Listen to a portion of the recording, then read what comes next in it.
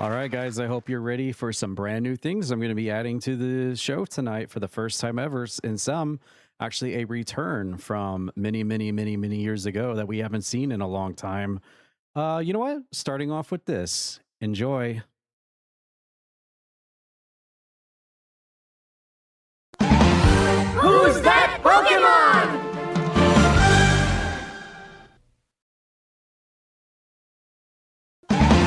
It's Roxas, bitch!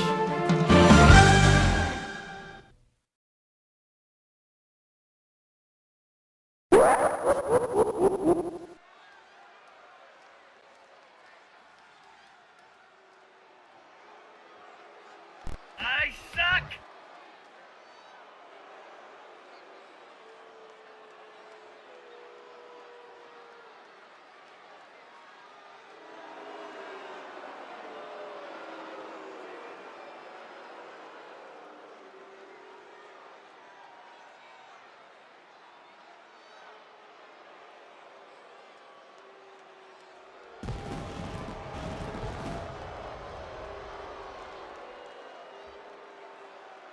The following contest is scheduled for one fall, making his way to the ring from Orlando, Florida, weighing in at 247 pounds, Mike Metal!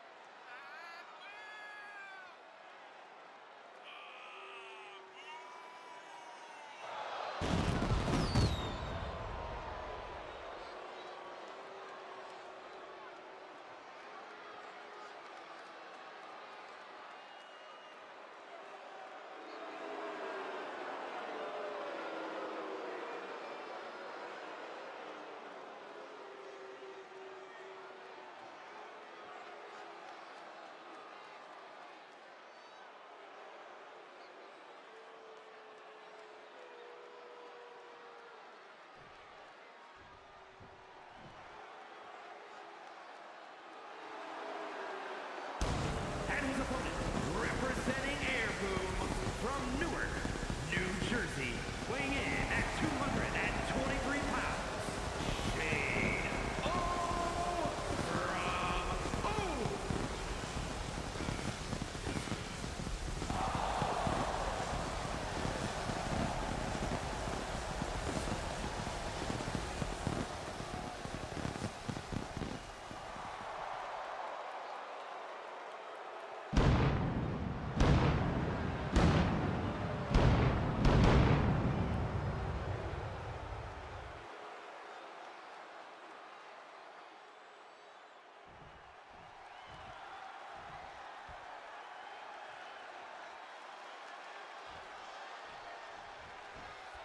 Whoa, what the heck was that? Shadow Chrono tried to run straight across the ring, get an early attack there on Mike Metal, but it didn't work. Welcome, everybody. Hello. First match, opening match for tonight. The post show from the big one last Tuesday. And boy, was it a big one. Almost 6 hours worth of big one last Tuesday. And we're seeing the very first aftermath of the big one. And that is Shadow Chrono coming out here without the international title, which is now around the waist of one giant man called Rock Hard Meat. So unfortunately, Chrono losing his belt last Tuesday at the big one, but he's gonna try to make up for it here in singles action here to start off our show against Mike Metal. And speaking of Mike Metal, he has been going around trying to basically collab or slash network with other people in CPW, even trying to communicate with Tad Peters beyond the grave, despite him being put away by Nathan Moore last Tuesday. Back into the shadows where the dead zone survive. I don't know if he's going to get any communication on that spirit box anytime soon, but we shall see what happens on that front. However, Mike Metal, a chance here to put his money where his mouth is here against Chrono, one-on-one action. And right now, Chrono flipping and flying all over the place as he does. Look at this big top rope splash. Lands on the mark. 1-2, almost gets it. Chrono trying to let everybody know I might have lost my title to the rock-hearted one, but I'm not so quick to let that one go. Both of these guys desperately wanting to get a big win here tonight to add it to their repertoire for sure. Both have a lot to prove here in the land of CPW. Ooh, standing sidekick, and Chrono gets right back up to his feet. Wow, the powers of the Chaos Emeralds. Surprising Mike Metal in a shocking display. And he gets his face driven into the top turnbuckle pad. And here comes Shadow Chrono with a basement drop kick, but Mike Metal steps out of the way.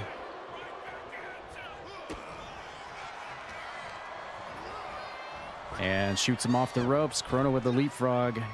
Tries to go for him. Mike Metal with the go behind. Rear waistlock into a nice backdrop. Belly to back suplex, and now Mike Metal going through the top. Is the high risk going to pay off here? Yet it does. Top rope, high risk elbow drop by the Macho Man into the pinfall. 1-2. No, Chrono kicks out of 2. Welcome in, everybody. Nice to have you. Welcome in on a Tuesday night here at Croakitoad on Twitch. We are in the middle of trying to raise $1,000 for St. Jude Children's Hospitals. We are at $730 of our $1,000 PB right now until the end of this month. Appreciate everyone who has donated and contributed so far. I know we can hit that 1,000 goal. It's just a matter of time. Chrono once again going up top. He may be looking for a supersonic spin dash here, and there it is. Oh, lands right on the mark. Right on top of Mike Metal, who's on that CPW logo in the middle of the ring, and goes for the cover now. 1-2, and almost gets him. Chrono after the finisher, looking a little shocked that Mike Metal was able to power out. But this match will continue on here. Chrono diving forward with a lariat.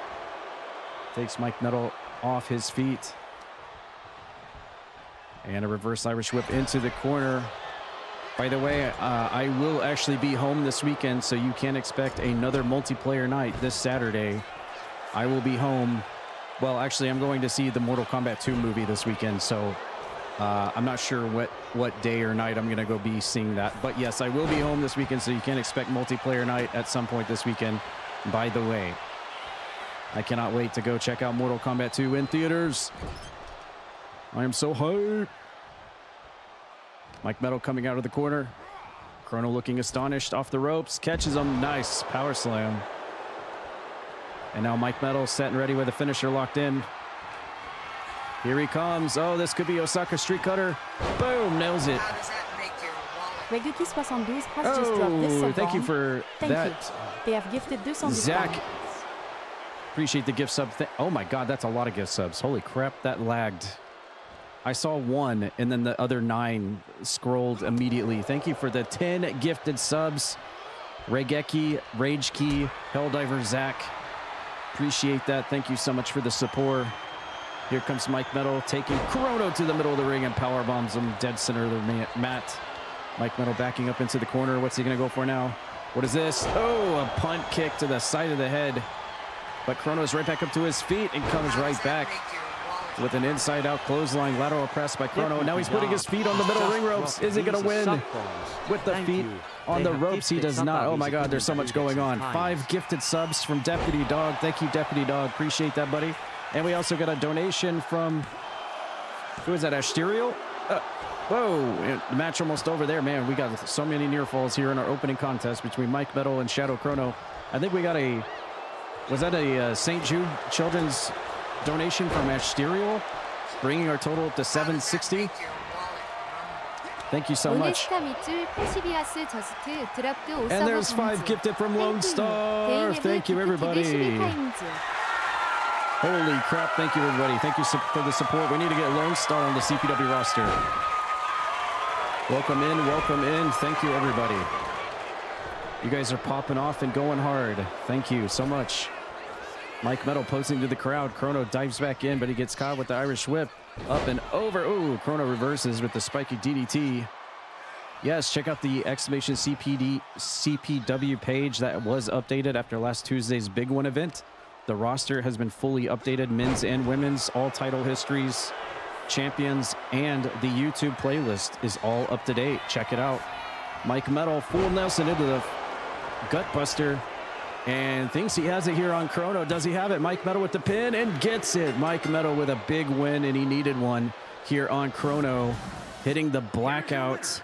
And look at that, not without the bruising of the match from Chrono right there. You can see on his chest, it took it out of him. Close battle there between the two, but Mike Metal picks up the win.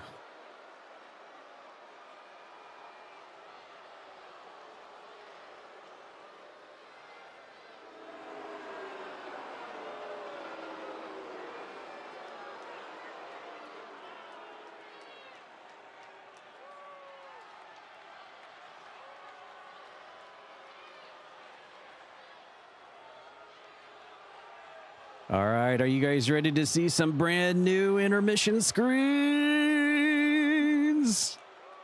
Get hype. Look at these amazing intermission screens. Check these bad boys out as we get ready for our next match.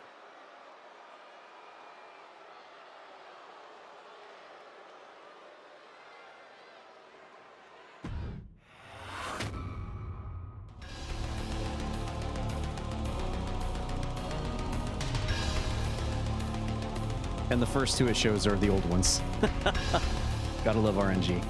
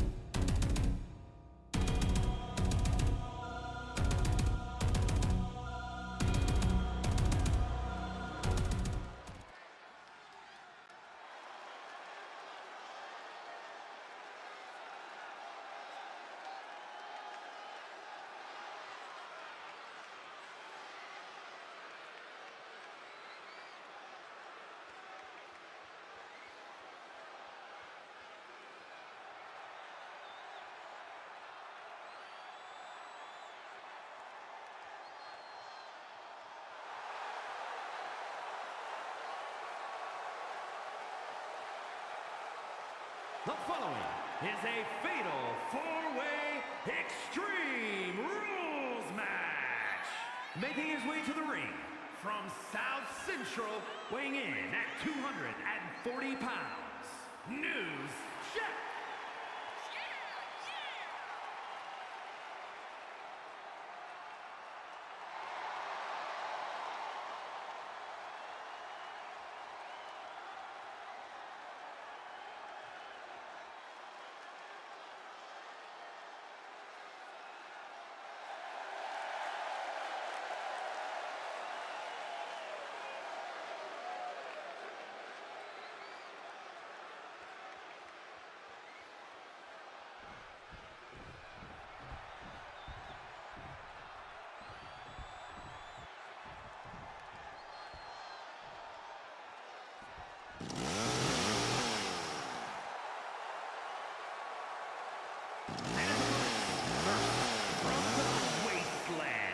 Weighing in at 303 pounds, the Butcher,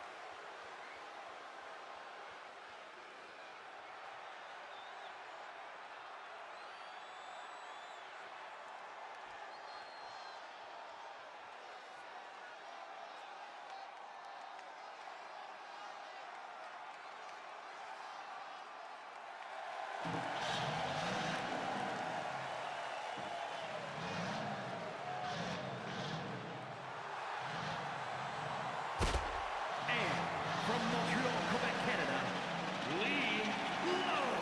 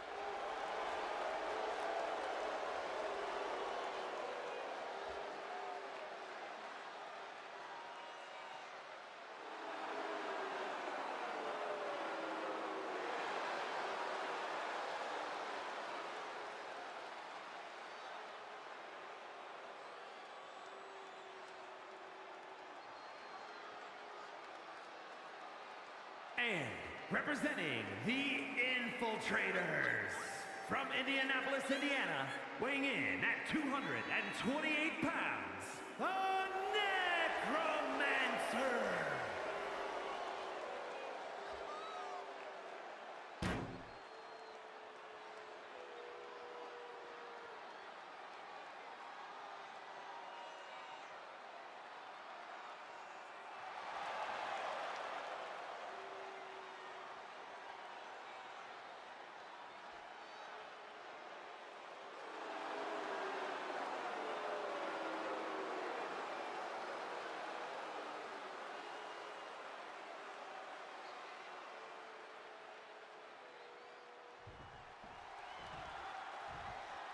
Well, we have certainly a interesting cast of characters here in this four-way hardcore Extreme Rules match here at our second match of the night.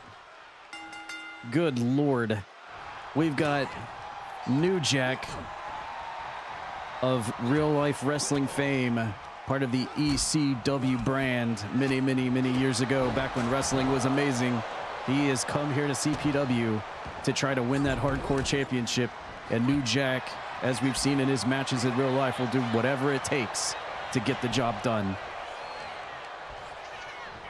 He'll dive off the top of the arena if he needs to, if he has to. Of course, we have the Butcher of the Capital Wasteland, Butcher Pete, always a hardcore mainstay in our hardcore. Oh, look at New Jack biting the face of Butcher Pete. Even New Jack doesn't care that this man is half irradiated from living his entire life out in the Capital Wasteland. New Jack doesn't care. Then we have Lilu, one of the few actual women who actually prefers to stay in the hardcore division, surrounded by all these psychopaths and maniacal crazy monsters. She doesn't care. She actually prefers it here. Look at New Jack taunting Lilu, but he may regret that right there. As we go to the outside, and then of course Necro, everyone's favorite necromancer. He claims he's a good guy. He claims he's never does anything wrong. His soul collecting is just more a transaction, and his missing eye sockets, eye-socketed eyes, missing eyes. Necro, no, never. He's never done anything wrong. He's a good lad. He would never unnecessarily take someone's soul or resurrect somebody from the afterlife to bring it back for his own nefarious deeds and evil misdoings. No, never. Never, not in a million years. You can trust him.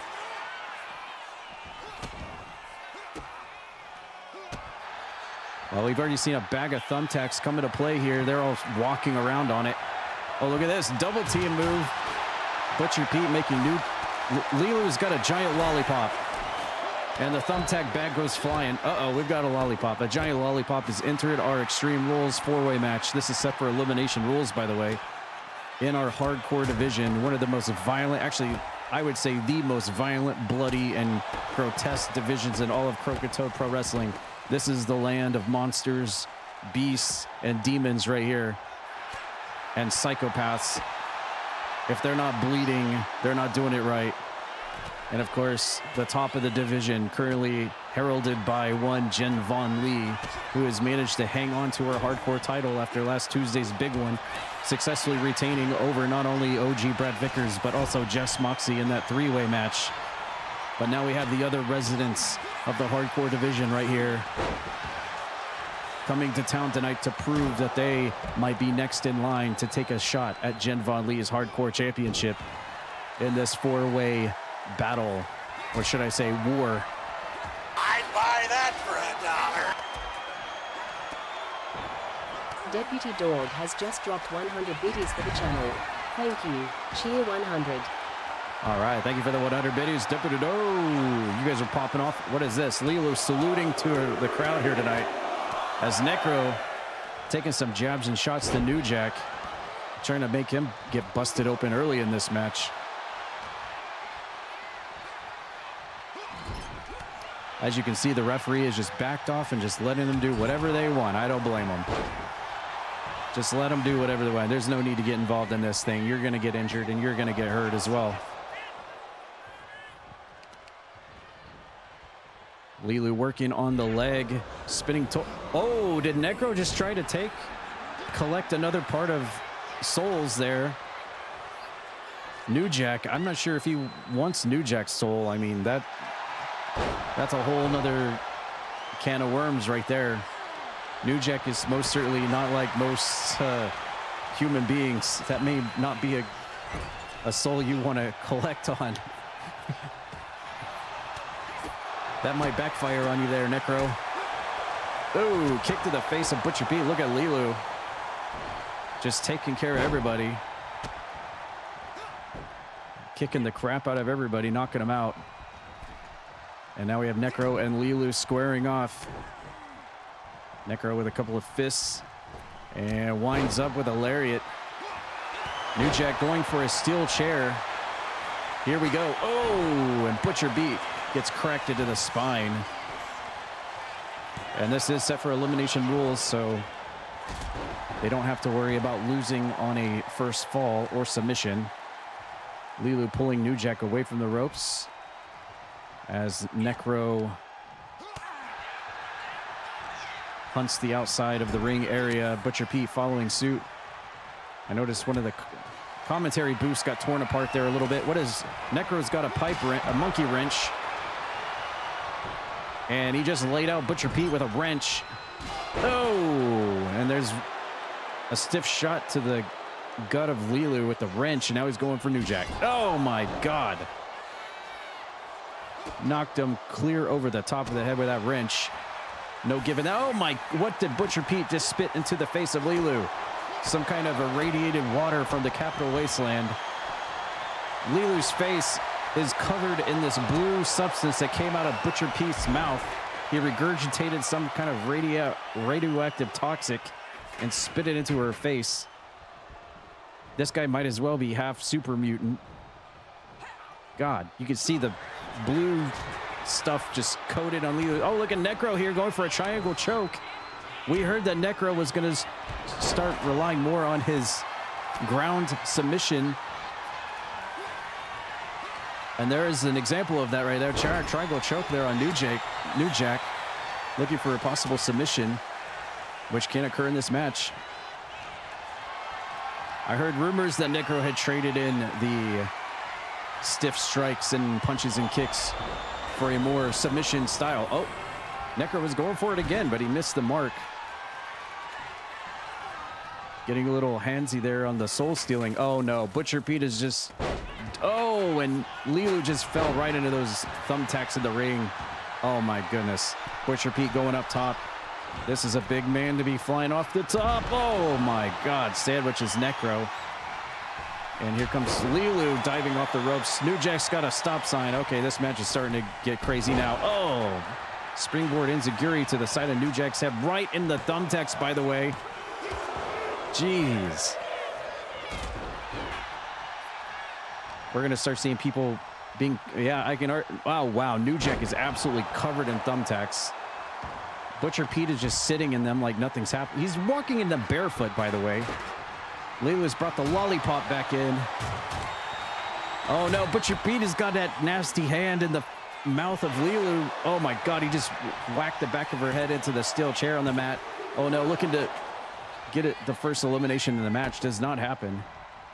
Dodges a strike from New Jack as Necro goes out of the ring to look for some more of the toys, and he's got a trash can now. New Jack hoisting Butcher Pete up. Oh, spikes him right on his head and into the thumbtacks. And Lilu just dives herself onto the thumbtacks to go for a pin. Still no elimination yet. Holy moly, what a second match we've had here tonight. This just goes to show the craziness that exists in our hardcore division here at CPW. Sleeper slam from Butcher Pete to New Jack. And Butcher Pete's got Necro up on the shoulders, but he's going to reverse out of this position. Lilu trying to assault him with a lariat. Doesn't get all of it. And New Jack comes back in. Look at the teamwork here. Lilu and New Jack working together. Double suplex onto Necro. And now reverse Irish whip into the corner. Butcher Pete getting whacked in the, oh, and Lilu whacks him over the head with a trash can. And there, look at Necro here. Oh, what is this? A leg grapevine. And he's got the ankle picked there, but Lilu immediately gets out of it. Oh, well, there's nothing jiu-jitsu about that. Just a nice, good old-fashioned punch right in the dick by New Jack. And he almost gets him. And Butcher Pete with more thumbtacks. That's 2 piles of thumbtacks now. New Jack. Oh no, Lilu.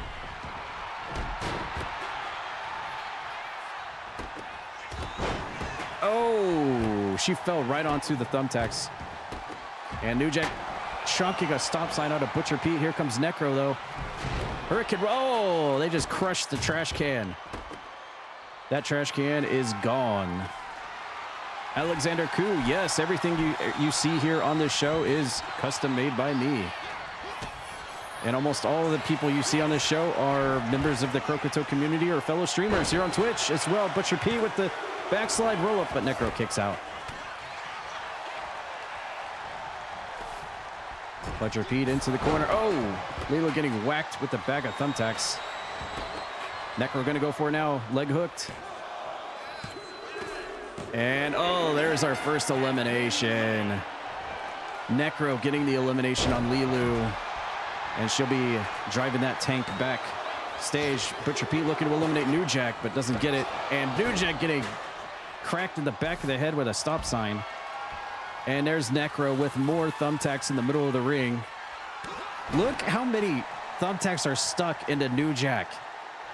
Good Lord, he looks like a pincushion. Thank you for the follow. Thank you for the follow. There are so many thumbtacks in New Jack right now. This guy is sick. Good Lord. Here comes Oh, Necro's going for it. Necro's going for it. He's trying to steal the soul of New Jack. He's trying to collect. He's trying to collect the soul of New Jack. And he does. But Butcher Pete says, I don't have time for your theatrics. But look at this, Necro fighting out of the powerbomb position. He was about to get powerbombed on 3 piles of thumbtacks. I don't know how that's going to affect New Jack for the rest of this match. Did all of his soul get taken there? Is he done? Is he now a servant to Necro? It looks like he's able to move of his own willpower, at least. Necro looking to end Butcher Pete, but there's a kick out. No, it seems that there is still some life left in New Jack, despite a portion of his soul being sucked away by Necro. Probably that certainly affected his stamina, I would say, in the very least, for this match. New Jack with a headbutt to Necro. Here comes Butcher Pete now. Shin breaker. And Butcher Pete's still walking around barefooted in these thumbtacks. God, that is just making me cringe. And look at Butcher Pete trying to pull the skull off of Necro. He's trying to dox Necro. He's trying to take the skull mask off Necro. Wait, is that a mask? No, that's his real head. That's his real face. Oh my God, belly to belly onto the thumbtacks. Butcher Pete. He's right back up to his feet. Double leg takedown into the roll up. Butcher Pete looking to eliminate New Jack. No. Off the ropes. And a leg drop, brother. 4.5 match star rating. And Butcher Pete. Axe handle off the middle ring rope. Necro searching for another trash can. What is... Oh, Butcher Pete with a forearm shiver shot to the side of New Jack's face. That might have knocked him out. Look at all the weapons of carnage we have here. And, oh man, still New Jack able to power out. Showing the wherewithal. I mean, that's all New Jack has ever known, is hardcore matches like this. This is where he lives. This is his domain. He's only just bringing it here to CPW late in his career. New Jack's got that wrench now. Oh no. Look out, Necro. Wait. Oh, he reversed it. Uh-oh. Necro's got the stairs. No. Butcher Pete eats him. Oh, my God. He just crunched Butcher Pete with the steel ring steps. And this fight is now in our ramp area, our staging area. What? Oh, my God. Butcher Pete is now biting the skull of Necro. And now goes looking like a choke slam, but he fought out of it. What a three-way we have here, ladies and gents. Nice move from Necro, taking New Jack out. Cherry picks the leg, and look at this, an ankle lock. Necro with an ankle lock on Butcher Pete, trying to snap the ankle, but Butcher Pete fights out of it.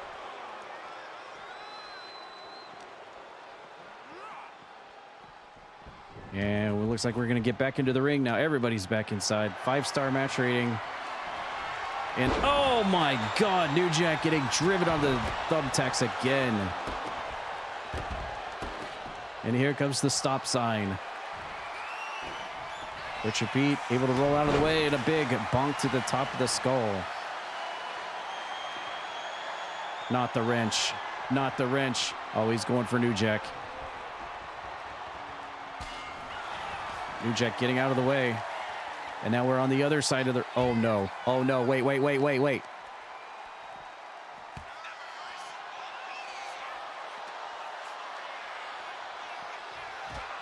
Oh, my God. I was waiting for something.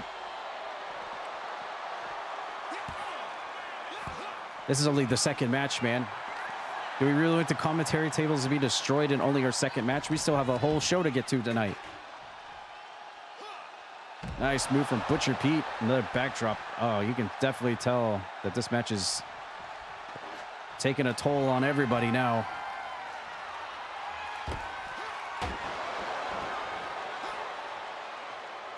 They're literally fighting over the body of New Jack. And Butcher Pete again. Choking the life out of Necro. Going for a senton, but look, I think he slipped. That's the problem when you wrestle barefooted, I guess. Oh, right into the steel steps. And here comes New Jack. Oh, my God. He's aiming. He wants to crunch somebody through this table here at ringside. And Necro trying to get himself fired up, but that was bad timing for sure. Wow, Butcher Pete completely lured New Jack in with a running DDT, spiking his head into the mat. Oh, no, not Butcher Pete again, choking the life out of Necro. And, oh, wow. New Jack stirring the pot and flipping off Butcher Pete. And he paid for it there. Here we go, Butcher Pete. Nope, Necro slips out. And drops a reverse DDT. And New Jack trying to taunt again, but he pays for it. And Necro standing tall right now over the other two competitors with one elimination of Lilu earlier. And now Butcher Pete has got that... Wow, he just threw a lollipop at Necro's face. Never did I ever think those words would ever come out of my mouth. And another ankle lock from Necro onto New Jack. Oh, he's tapping. But you got to be in the ring to do it. That could have been an elimination right there. But they are outside the ring. The tap out doesn't count, which you would think it's an Extreme Rules match. It should, but I don't make the rules here. The referee does.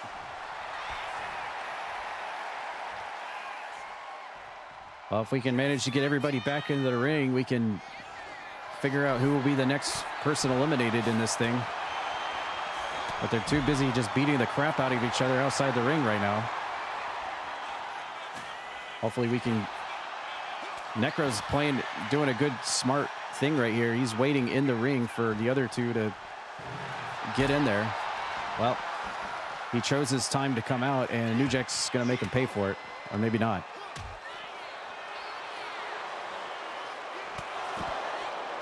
All right. Well, they have certainly had a Pure 6 brawl. Oh, my God. Butcher Pete. There is a dent in the middle of that stop sign with Butcher Pete's face imprinted into it for sure. And maybe they're going to try to get back into the ring here. Let's see. No, New Jack. Oh, my God. What is Necro doing? Wait. New Jack is on the broadcast table. Is Necro going to capitalize with this? He has literally got a sacrificial body on the table, but he ignores it. Okay. He's going to walk away from it. Oh, double arm DDT from Butcher Pete. Oh, my God. Someone just got fired. I don't know who it was, but best of luck in your future endeavors, whoever you are. Mr. McMahon firing somebody out there in Twitch land. Wow, these guys are very slow to get to their feet, but they're just not like getting back into the ring at this rate. They need to get back into the ring to get some eliminations going. I think once they... Okay, here we go. Well, yeah, there we go. I think they finally realized nothing is going to happen here unless they get back into the ring. So maybe they'll start focusing on getting into the ring here.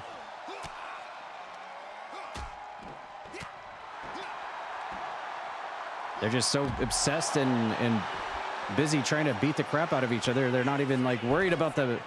Like they can do this all day long outside the ring, but it's not going to count for obvious reasons.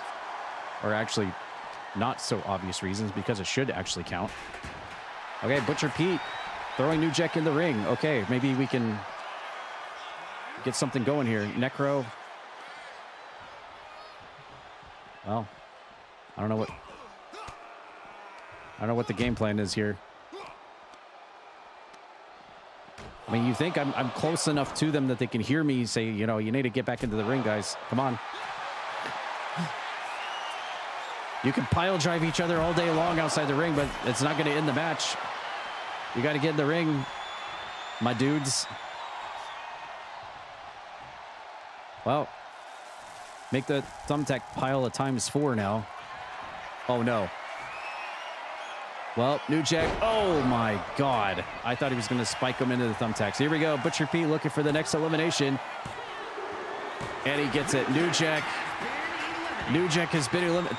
Necro has another bag of thumbtacks. Are you kidding me? And he almost tried to slap Butcher P with him. Butcher P with the headbutt to Necro. Another one. Necro back up. Oh, wow. He gets slapped with the bag of thumbtacks. Now Butcher P going for the cover. Here to end it all on Necro. Ed gets it. Butcher Pete getting the big win here in this 4-way Extreme Rules match. That was wild. That was crazy. That was the CPW Hardcore Division.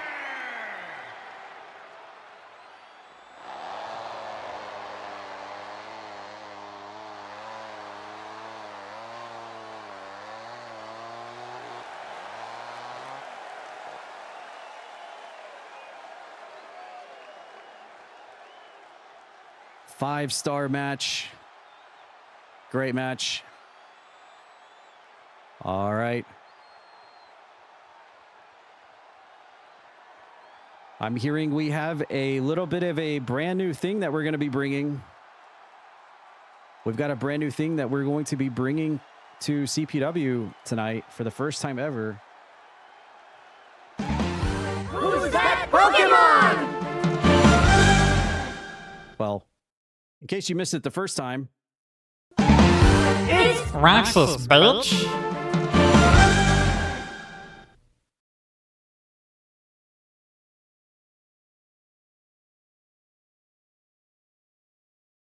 Did you get it? Did you choose the right Pokemon? Did you get it right? Anyways, that's not what I was talking about. That's also something we have added back after many years. But we are going to actually take a trip to another time and another place here in CPW, because now things don't always occur inside the ring and inside the arena. So enjoy this little trip outside of the world of the CPW wrestling arena as we take a closer look at the happenings of some of our amazing roster here at Croakitoad Pro Wrestling each week. Enjoy.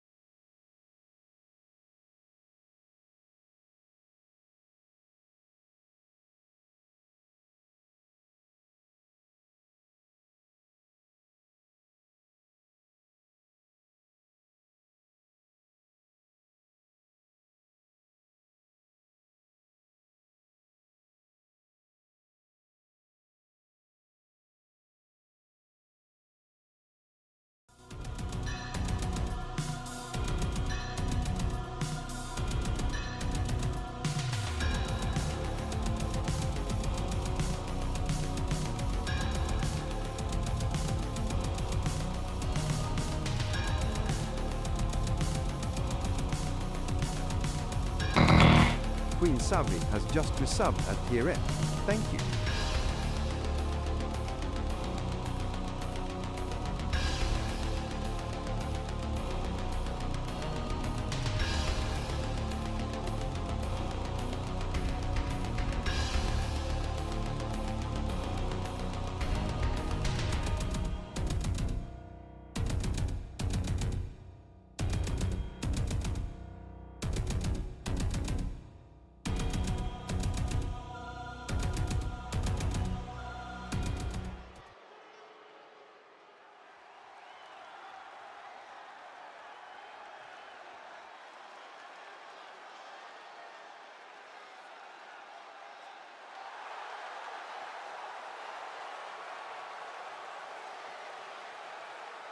The following contest is scheduled for one fall, making his way to the ring, representing the Brotherhood from Chicago, Illinois, weighing in at 244 pounds.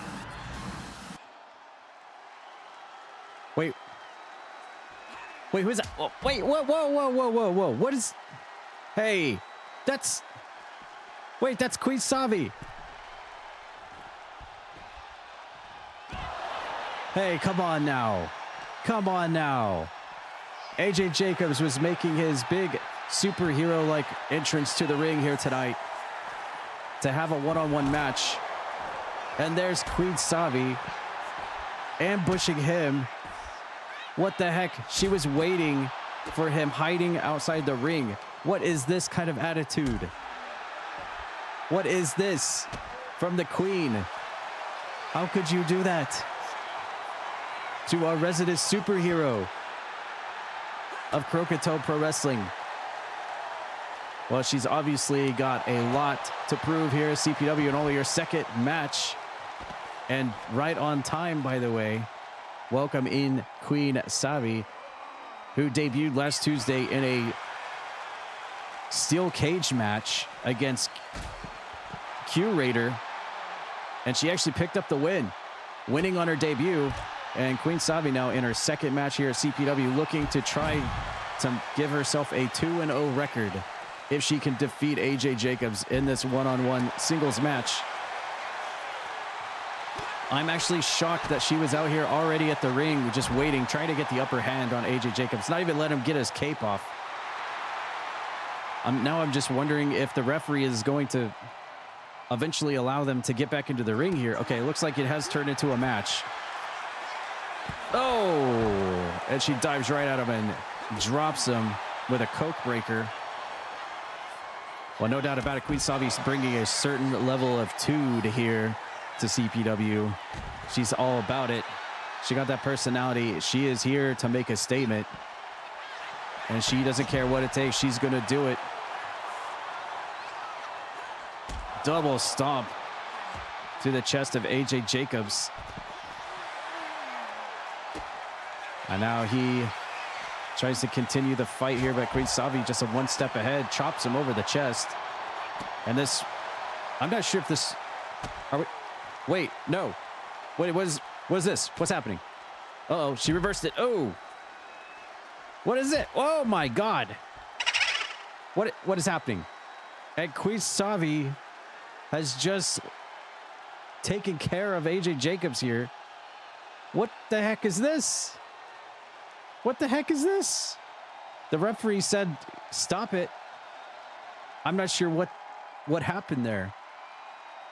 But wow.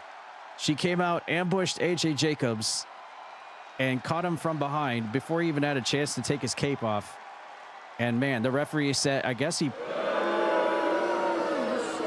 Yeah, I don't know. The crowd is not happy with Queen Savvii's actions here.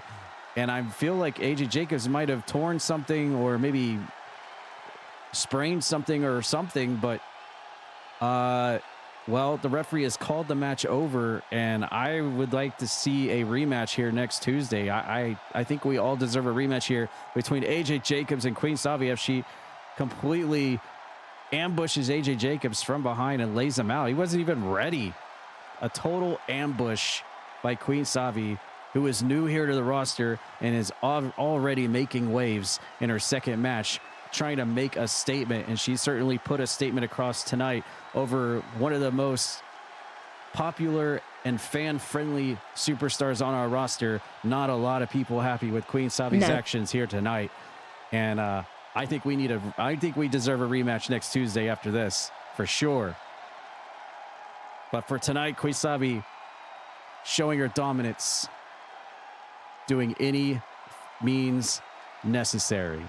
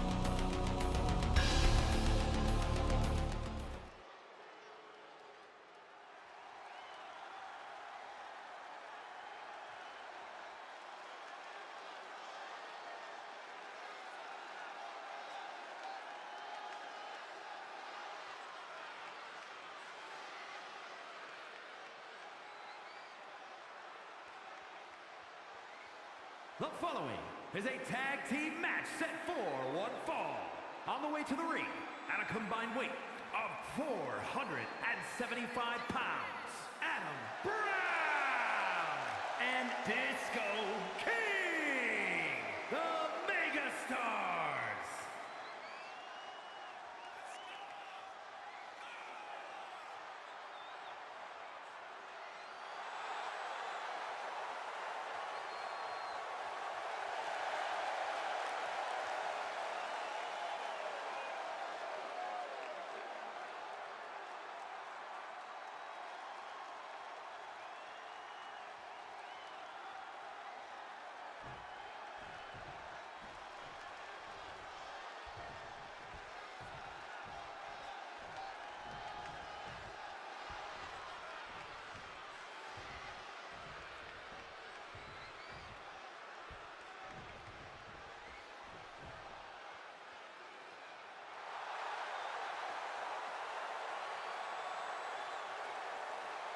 And their opponents, Disco Buddy and Simon Cruz.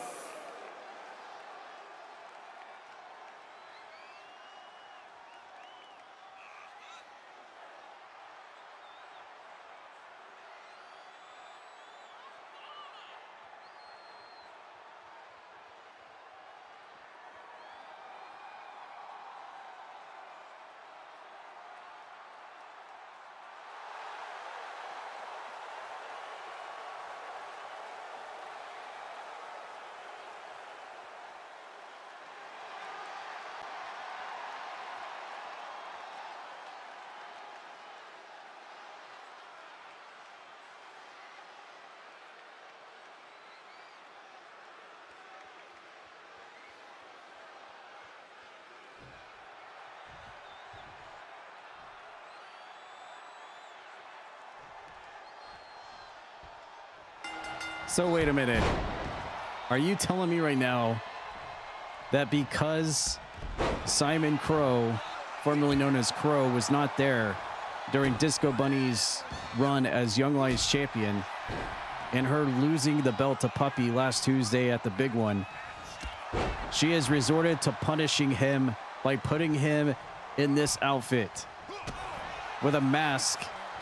Well, let's just be honest. It's basically a GIMP mask that says property of Disco Bunny on the side of it. Is this his punishment for not being there last Tuesday when Puppy beat her for the Young Lions Championship? Is he doing this beyond his own will? Did he volunteer to do this? Look, I'm not here to kink shame, you know. You be you, you do you, boo-boo, you know, as far as I'm concerned. But nevertheless, a new look for Simon Crow, wearing a mask, and I guess is the new slave of Disco Bunny. I mean, I don't want to offend anybody, of course, by saying that. I don't know what word you would say. Again, it's kind of a touchy subject because you don't want to get TOS. Considering we know what's going on in the real world of Twitch IRL streams right now with people dressed like this, with certain streamers on Twitch, you know, it's kind of a touchy subject here. But we're definitely seeing it here in the world of Croakitoad Pro Wrestling now. Disco Bunny, no shame, and forcing, I mean, at least I guess forcing. We just need more we need more story about this. We need more information because I'm just sitting here guessing and throwing darts. I saw the look on the faces of Adam Brown and the Disco King when they came out. They were in dismay. They were in shock. They're like, are we really having to fight this person dressed like this? Well, yes, you are. It is Disco Bunny. She doesn't call herself the pantsless gamer for no reason. Let's be honest. And well, it's just too bad that Simon Crow wasn't there to have her back last Tuesday, because she would have definitely had a better chance of retaining her Young Lions Championship if he had been there. And look at the teamwork here from Adam Brown and Disco King, quickly becoming a favorite of mine in the tag ranks here in CPW. Obviously, Adam Brown, a longtime veteran here in the numerous multiverses of CPW. Good to see Adam Brown back, and of course, Disco King, a relative newcomer to the roster. The man all about living in the 70s and never letting go. I guess they found out that they were both, you know, not too far from each other. There's the bunny kicks from Disco Bunny.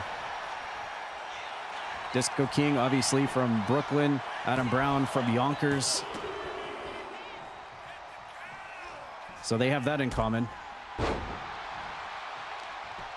And thus dubbing themselves the Kings of New York here in CPW.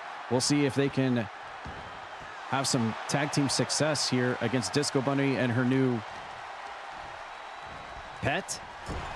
Should we say pet? I don't know. I don't know what you would call that.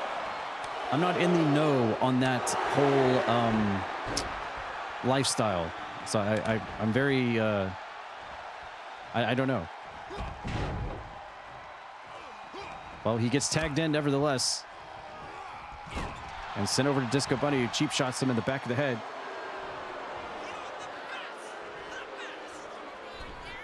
And a springboard. Adam Brown sidesteps out of the way. Shoots him off the ropes. Nice flapjack from Adam Brown onto Simon Crow. Ooh. Disco King tried to interject there, but didn't quite work out how he wanted it. Nice backdrop. And once again, Adam Brown sending him into the corner.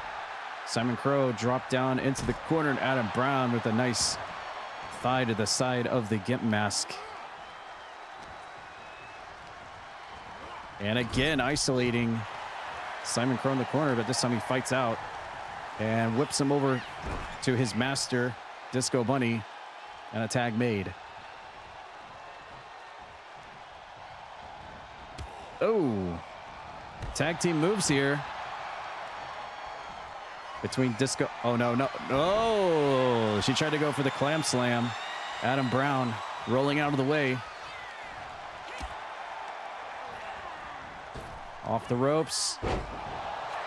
Drops him. Spine buster. Adam Brown looking to make a tag to his partner. Disco Bunny cuts him off. Fourth match of the night. I guess if you want to call the last match a match. Oh, man, nice move there. Almost like a variation of the FU from Adam Brown, but Disco Bunny quickly powers out. I think a lot of people were... It's bad enough that we have Simon Crow coming out here with a gimp mask, basically being the pet slave to Disco Bunny. I mean, that's like mind-blowing enough in out of nowhere, but we're just reeling over the fact of what happened in the last segment, which was Queen Savvii coming out here in only her second showing here in CPW and ambushing AJ Jacobs from behind and just pulling that kind of tactic. I think a lot of people were shocked by that. But it certainly got a lot of people talking and obviously looking forward to seeing a rematch next Tuesday between the two of them. And it kind of sucks too because AJ Jacobs had a lot to prove here tonight. He was noticeably missing from the card last Tuesday at the big one. So he was looking forward to step into the ring here tonight and getting some time to shine. And that was cut short because of Queen Savvii and that toot of hers. It just happened to be at the expense of AJ Jacobs. As we have the Disco King facing off with Simon Crow as part of this tag team matchup.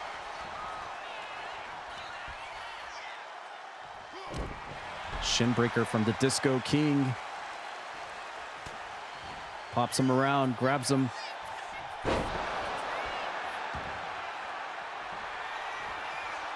Sleeper slam variant, and now waiting. Simon Crow dodging out of the way. A couple of kicks in retaliation. Front face lock. Hoists him up. Oh, brainbuster from Simon Crow, dropping the Disco King on the back of his head. Tag made, Disco Bunny's in. And she certainly would love to get her Young Lions title back from Puppy. But now that she has her let's just say quote-unquote personal assistant with her now, live in the flesh, then maybe she'll have some backup for her plans moving forwards. Disco Bunny shin into the corner, elbow shot. Scoop slam from the Disco King, who was already shaking his booty earlier. Tag made, Adam Brown in. Oh, wow. Elevated uppercut. Rocks Disco Bunny, now sent into the corner. Tag made again. Here we go, the Kings of New York, tag team wrestling. Oh, a 3D. Look at that. And there comes in Simon Crow to make the save for her master Disco Bunny, for his master Disco Bunny. Disco King now going to the top. What's he go? Whoa, big time splash. But Disco Bunny had the knees up. Jawbreaker, retaliation, toe kick. And it's got her up. Disco Bunny fighting off the move up on the shoulders and a Luthez press from Disco Bunny, pummeling away at Disco King. And once again whipped over to her corner. But he reverses out of that one. Disco Bunny getting dropped on her face in the corner. Right next to her teammate. Reversing the foot.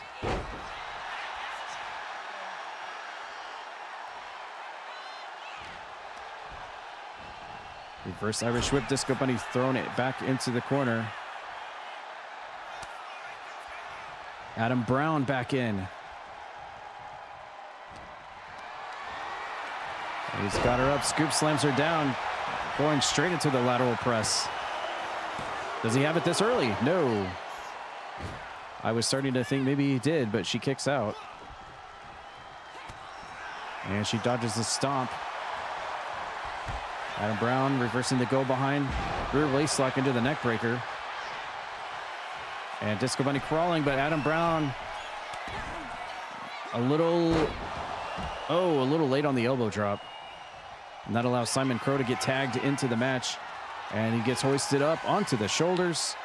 Oh my goodness. A variation of the F5 from Simon Crow.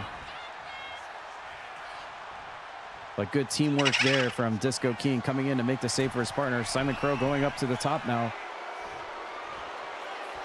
And telling Adam Brown to get to his feet. And a top rope Meteora. Goes straight back into the cover again. I'm shocked this isn't a rope break. His feet are under the bottom ring rope. But it doesn't matter. And Simon Crow calling for it? What exactly is he calling for? Well, he gets clotheslined down by Adam Brown, that's for sure. 4-star match rating here in tag team action.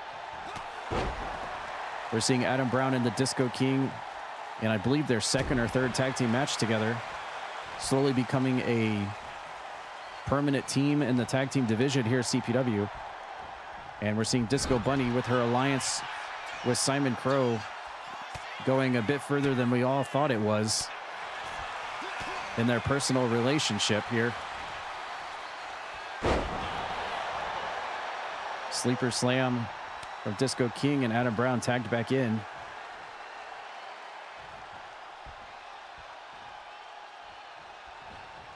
Sidesteps a grapple. Ooh.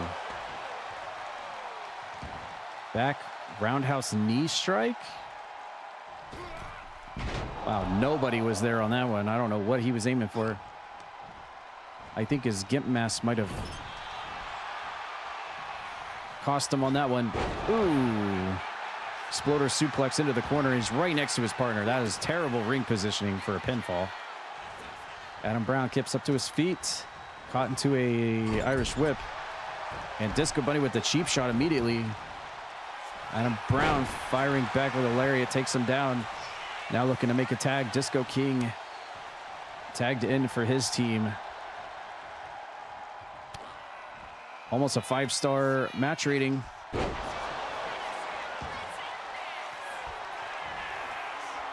It's like a Cobra clutch side slam from Disco King. Simon Crow firing back. Working the leg. Toe kick, front face lock, and oh, there's that brain buster again. Deadly move right there. Very deadly. Disco Bunny tagged in after watching her pet do so much damage. Sling blade as she tries to continue the offensive. Sends him into the corner. Will she capitalize? No. Disco King was ready for her. Up on the shoulder, she slips out. Chop block to the left leg. Disco Bunny, quick and out of nowhere lateral press, but he kicks out.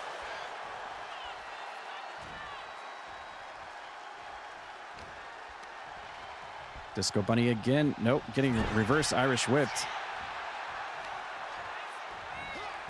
And the left leg getting worked on. Back over into his corner. And she reverses now. Oh, another headbutt from Disco Bunny. And she tags out. Let's see if Simon Crow can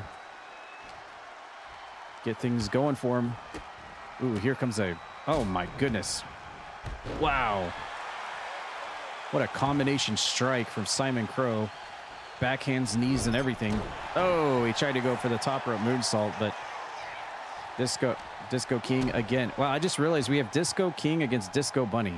How did I just put 2 and 2 together there? We've got Disco King on one side of the ring and Disco Bunny on the other side of the ring. There's a lot of disco going on in this match. Shoulder breaker. I think they may be trying to aim for a 5-star match rating.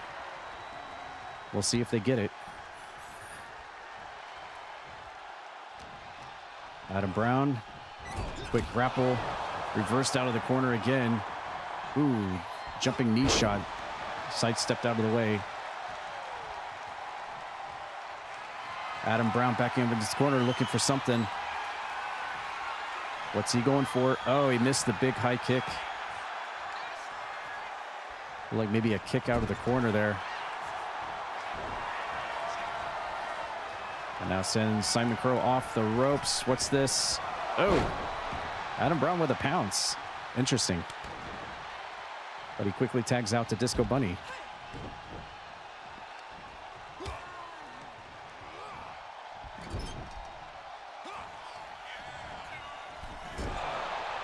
Nice reversal. He's got her stunned.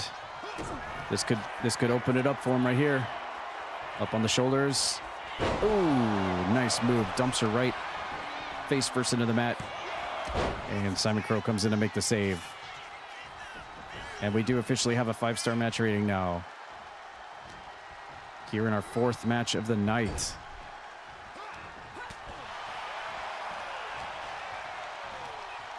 Both teams looking pretty good. Oh, nice move from Disco Bunny. But the tag is made. Disco Bunny too busy taunting to the crowd. We have dodges and rolls going on. Up on the shoulders. Ooh, he's fighting out of it. Lands on his feet. Oh, we're going to get some bionic 70s elbows. Wow, he bopped her with the combination. 3 elbow bops to the top of the head by the Disco King. Oh, as she reaches out, grabs the rope. Look at that. Great ring awareness from Disco Bunny. Reaching out, grabbing the rope, cutting the pin off.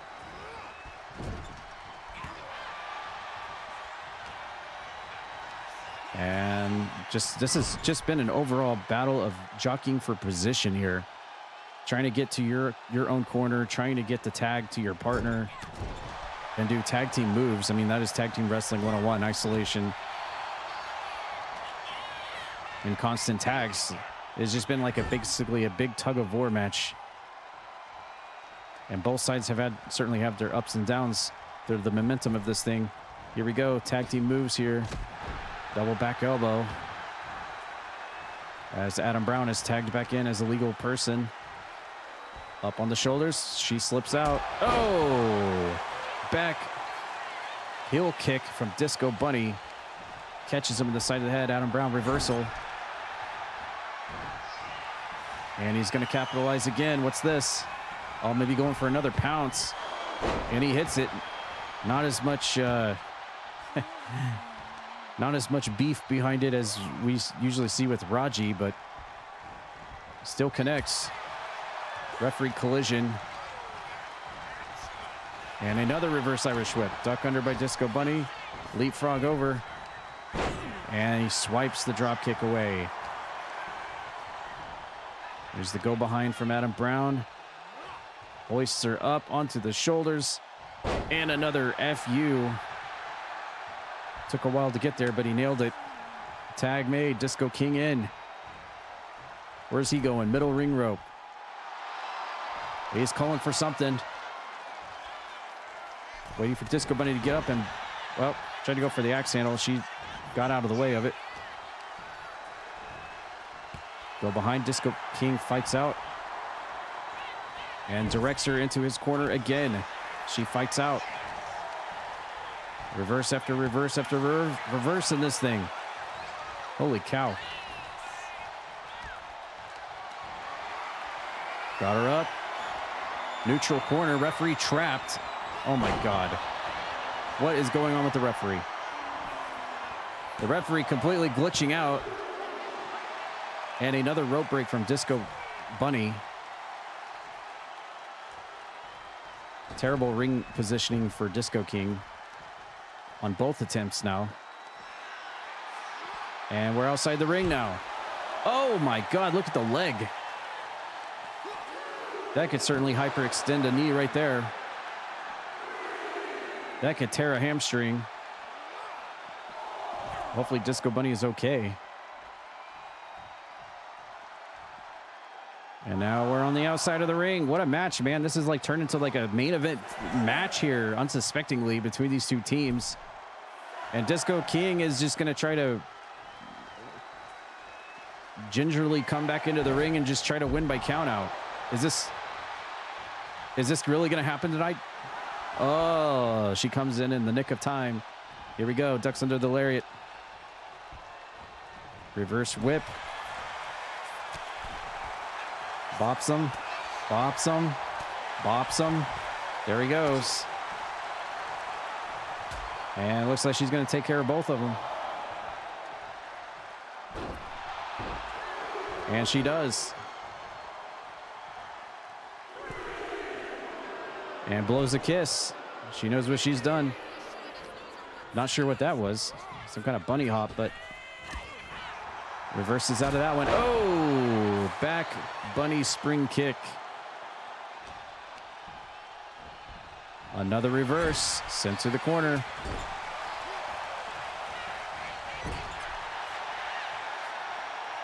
Disco Bunny backing off. Coming back. Puts him up on the top. Oh, look at this. Whoa. The strength of the bunny legs. Oh, and it hits him with the clam slam. That is a finisher right there, but you can see in the background, Adam Brown comes in to make the save for his partner. Tag made, and here comes Simon Crow.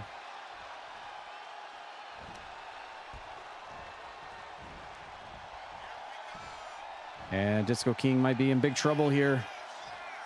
Oh, overhead front slam. Completely pancakes the Disco King into the mat, and he gets the win.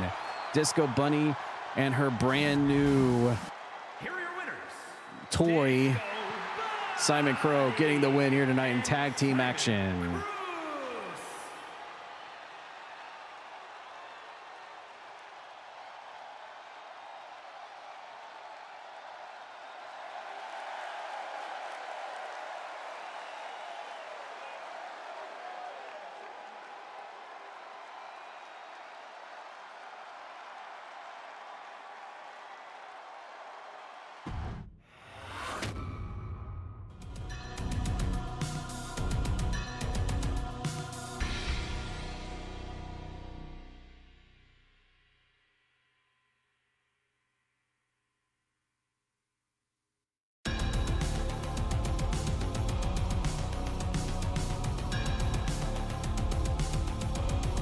I'll take this then.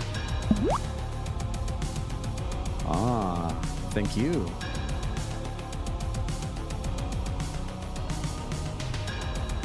You're welcome.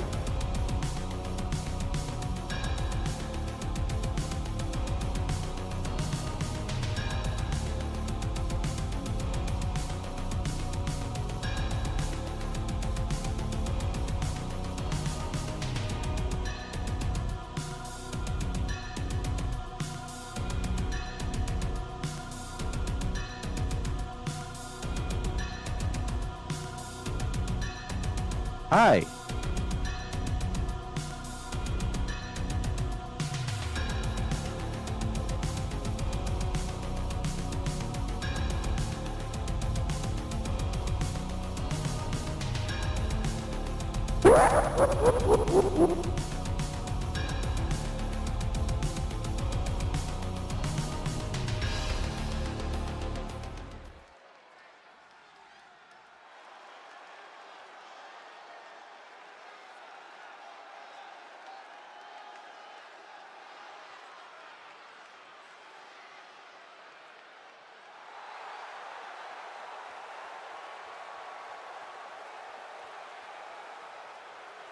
The following contest is scheduled for one fall. Making her way to the ring, representing the Infiltrators. From Indianapolis, Indiana, Lewis Dunn.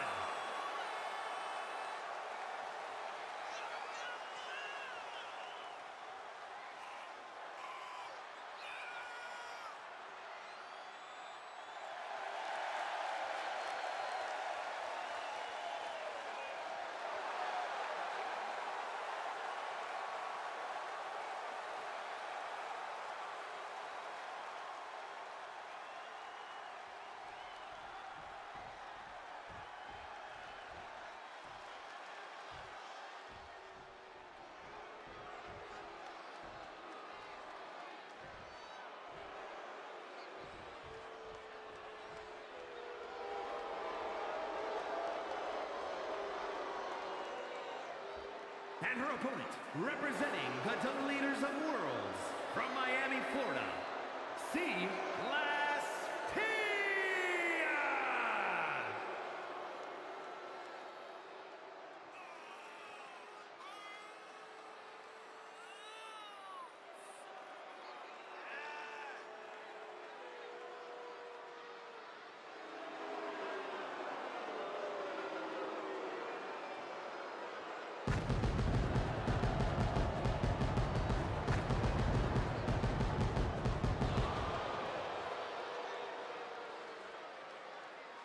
Hey, that's my daughter.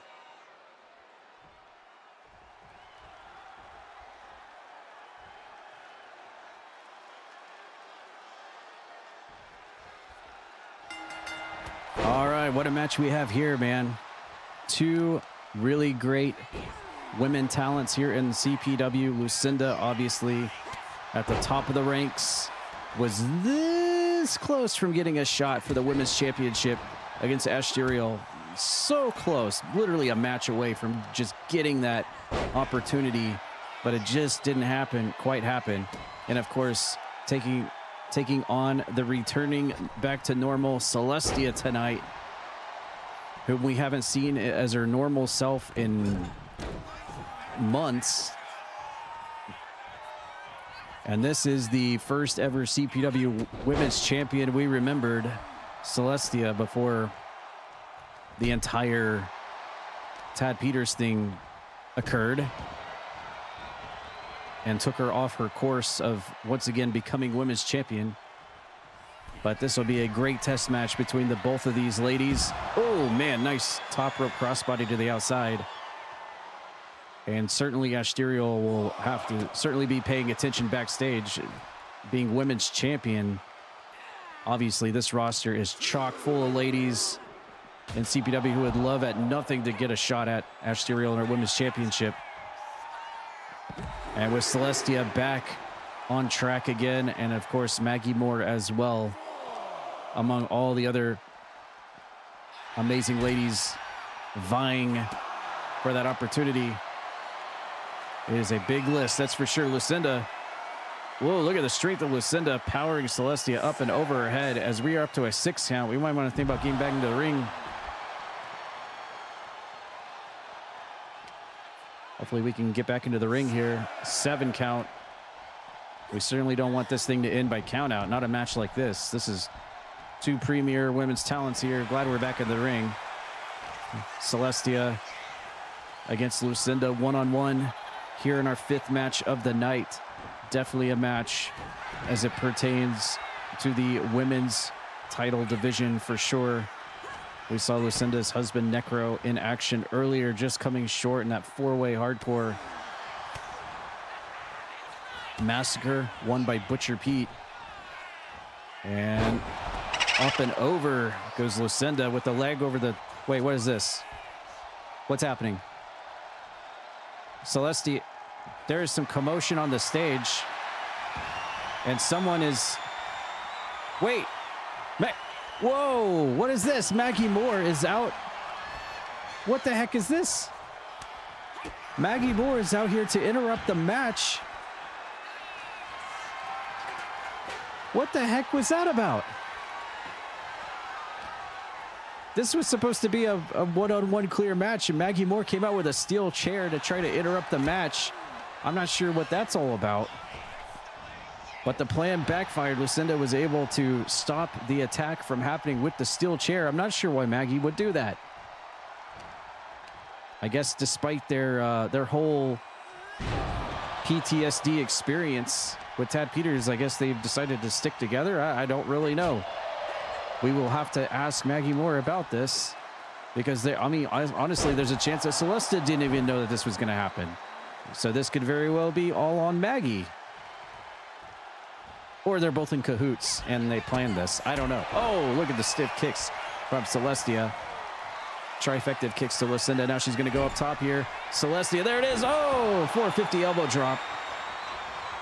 The patented and trademark Celestia maneuver, but Lucinda scouted it, saw it coming, and rolls out of the way, which allows her to open up some offense here. Rope-assisted suplex from Lucinda.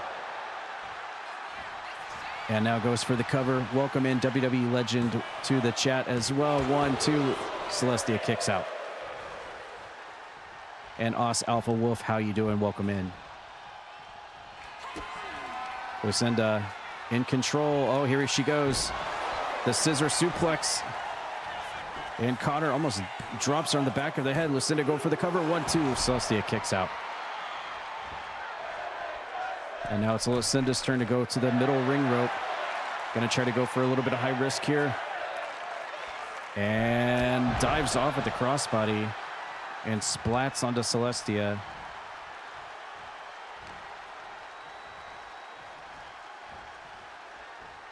Propped against the ropes. Lucinda again trying to go for a big super kick, but Celestia dodges it, goes for the roll up. The abrupt pinfall out of nowhere, but Lucinda kicks out. Right back up to her feet. Dodges a strike, front face lock, and hoists her up. Celestia is going to reverse out of this one. And a chop block to the left leg. And Celestia, what's this? Oh, package. I'm not even sure what that was. Package suplex of some kind. And now Celestia kicks to the side of Lucinda's head. Overhand chop is reversed.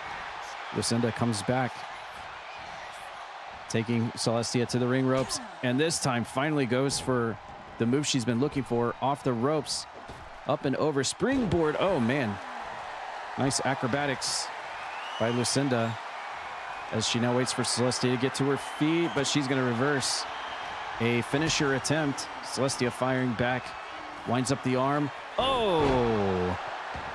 Winds her up, hammerlock DDT from Celestia, spikes Lucinda's head in the mat. And here it comes. Oh, lariat to the back. But Lucinda right back up to her feet. Reverse Irish whip over to the corner. And pills her out of the corner. Goes, nope. Releases the pin. Thought she was going to keep it on there. Here come the kicks. The Celestial Streets of Rage kicks. And now goes for the cover after the fact. Let's see if it's enough, and it is! Celestia on her big return back to normal picks up her first solo win in months. Here's your winner, Celestia.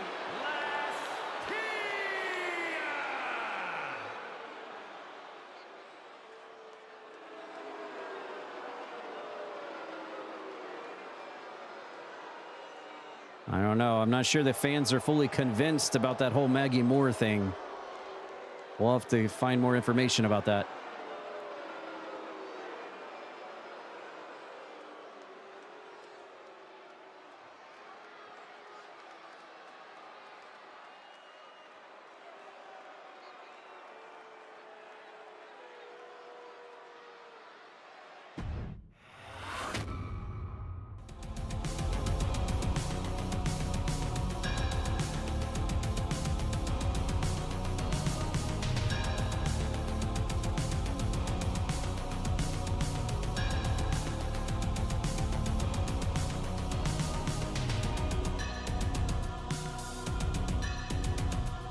All right, it's time for us to catch up. Let's see if it's going to play this again first.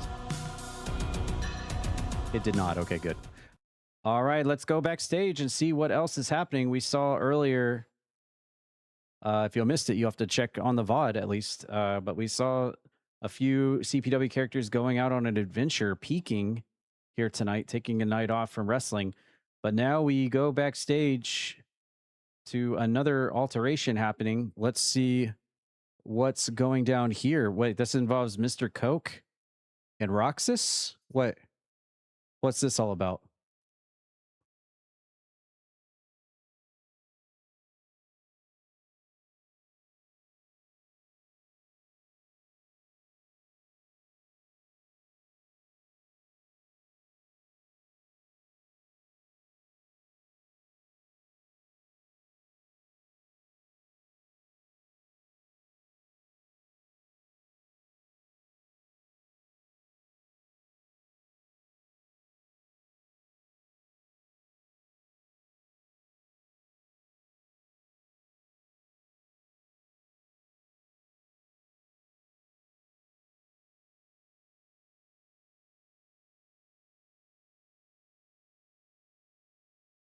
What?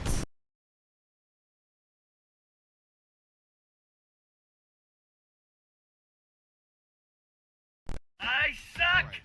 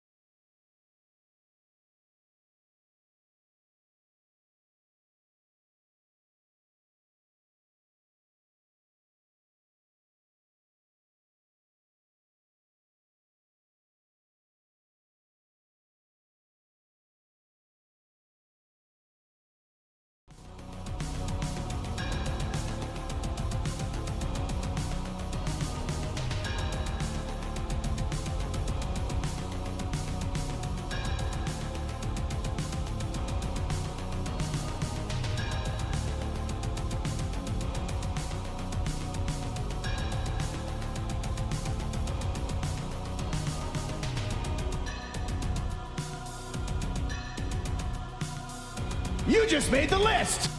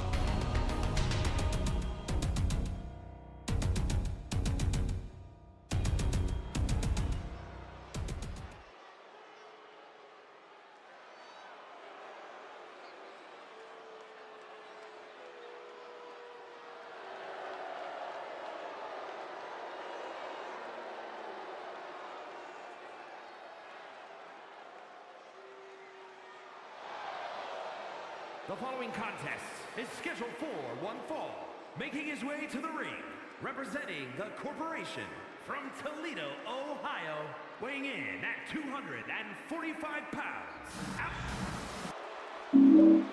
Thank you for the follow. Wait, what's this? Wait, hold on. Wait, what's going on here? I can't believe that someone would actually have the audacity to interrupt and attack the corporation on their way to the ring. Do they not realize that Thaddeus is the boss? What are they doing? But apparently, from what I'm being told, this was supposed to be, or is, a one-on-one Extreme Rules match for the hardcore division. And I immediately recognize Deputy Dog, who's being managed and come out here with the boss of Croakitoad Pro Wrestling, Thaddeus, as part of the corporation.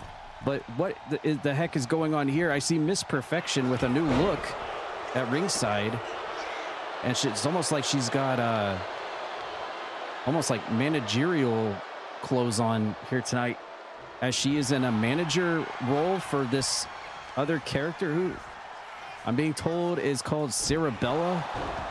And there's Miss Perfection there getting involved. This duo, this female duo.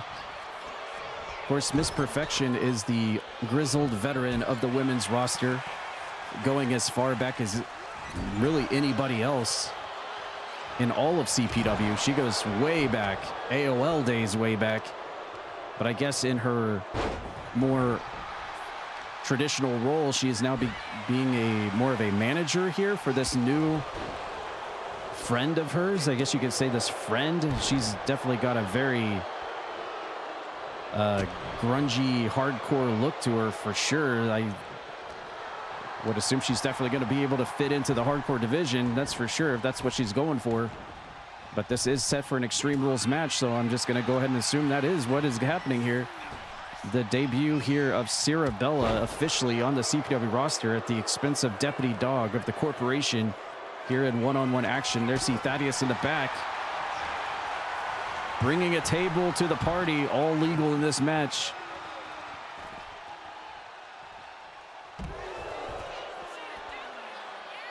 We saw Deputy Dog competing last Tuesday in the 8-person Money in the Bank ladder match, which was won by Ryan Matthews. So he's still reeling from that. Oh my goodness, and Deputy Dog getting dropped onto the steel ring steps by this another new female character here to this land of CPW called Cirabella. And apparently she calls herself the Deadly Asset.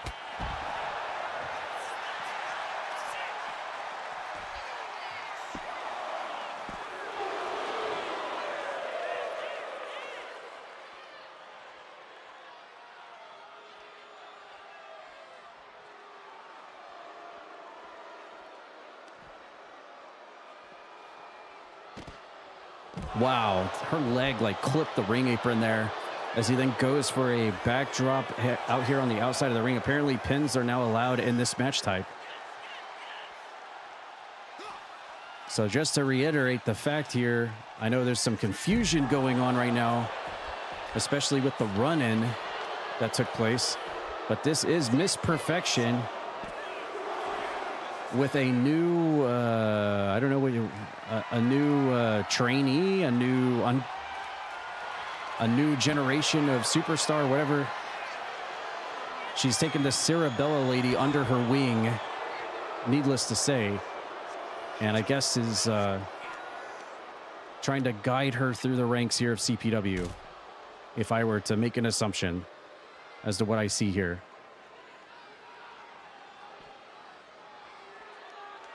And this is definitely a new take on CPW. We obviously have Thank you for the follow. Ooh, nice face plant there from Cirabella on the Deputy Dog, going for the cover, but he kicks out. We obviously have the trifecta of ladies known as the Blood Triangle at the very tippy top part of the CPW roster, but a new take on a duo, a pair for that matter, here in CPW, a double ladies pair between Miss Perfection at the top of the screen and her new rookie she's got under her wing, Cirabella. We haven't seen a whole lot of hardcore action here. It's been mostly just a brutal fight on the outside of the ring, but I'm interested to see just how far Cirabella will go. How far will she take it when it comes to weapons and bleeding and thumbtacks and all the nasty stuff that we saw earlier and will see in the hardcore division. Deputy Dog dropping the knee to the face of Cirabella. And a big right fist to the face of Cirabella. Just an all-out brawl here on the outside of the ring. I would have expected a little bit more weapons in this thing, but roll up. Almost got him. To anyone new to the channel tonight, thank you so much for dropping by. Thank you for the new follows. Welcome in. This is Croakitoad. Oh no, collateral damage. Cirabella just took out Miss Perfection with the Yakuza kick. Well, shades of old Spence. The fedora stayed on. That's good at least. But yeah, welcome in anyone new to the channel. This is Croakitoad Pro Wrestling live every Tuesday night. Every character you see on the show tonight is someone from the Croakitoad community or fellow streamers here on Twitch. Our roster is almost 120 strong. Very large roster, very large women's roster as well. Glad to have you. Welcome in. If anyone is new to the channel and would like to have your character added to the roster, feel free to hit me up on Discord. We can talk about getting you added.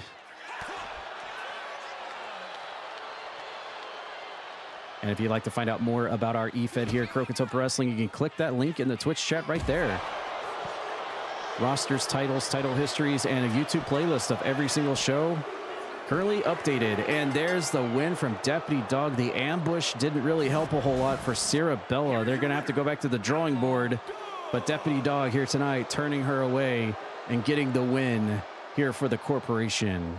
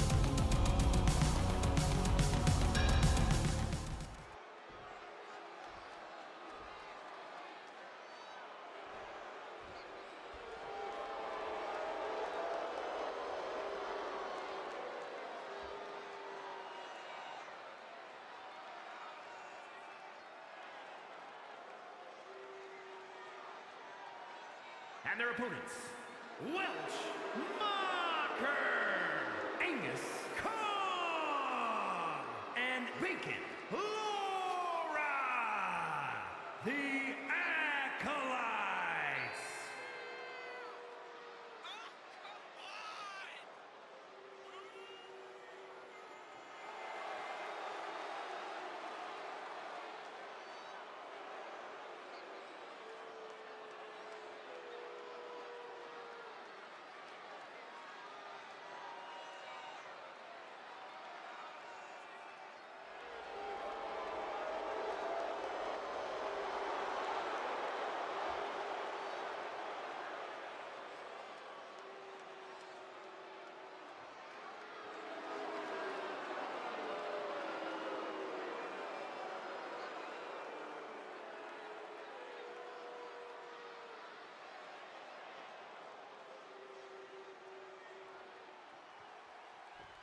All right, you'll notice one thing, the lack of World Tag Team Championships around the waist of the Titans. They lost their belts to the slippery team of Morsel and Mr. Cantot last Tuesday at the big one, and they are going to be not in the best of moods tonight. Wait, I just realized we had 3 other people in the ring tonight. Apparently this is these local talents here trying to vie for a job here in CPW. They're called Josie Jane, Trey, and Hector Flores here tonight, making their debut in CPW. We'll see what they can bring to the table here against the 2-time CPW World Tag Team Champions. And look at this, Bacon Laura also getting involved in the match as well. This is a 3-on-3 tag team match. Bacon Laura actually in action here tonight. We don't usually see Bacon Laura competing. It's definitely been a long time. Wait, what is this? Is she literally gonna she's doing the Azarain. Oh my god. Now just how effective was that though? I question. Bacon Laura literally did the Azarain on Josie Jane. Interesting.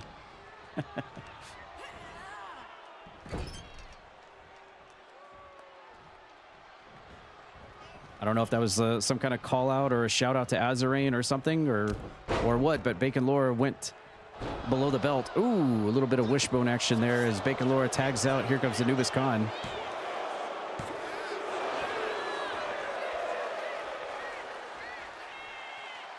And these big boys are definitely going to be very angry, very hungry, and very mad. They don't have those World Tag Team titles belts around their waist. After the slippery ones, the baby oil coated ones, Morsel and Mr. Cantot once again pulled one over on him and became the new World Tag Team Champions.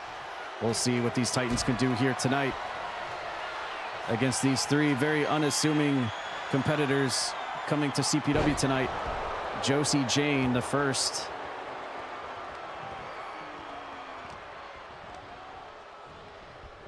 Of 3. She's trying to fire back. Here we go, off the ropes. Oh, she does the Booker T roll up there. But doesn't get anything out of that one. Anubis Khan just yeets her to the ground. Looks like she was going to try to make a tag. Ducks the giant wind-up lariat from Anubis Khan. And she's fired back. Look at her. She's trying to go. She's trying to go. Wear down that overshield of Anubis Khan. Here comes Josie Jane again. Going once again for the roll-up, but not even a 1 count. And she's just a little bit quicker than Anubis Khan. I don't know. This is interesting.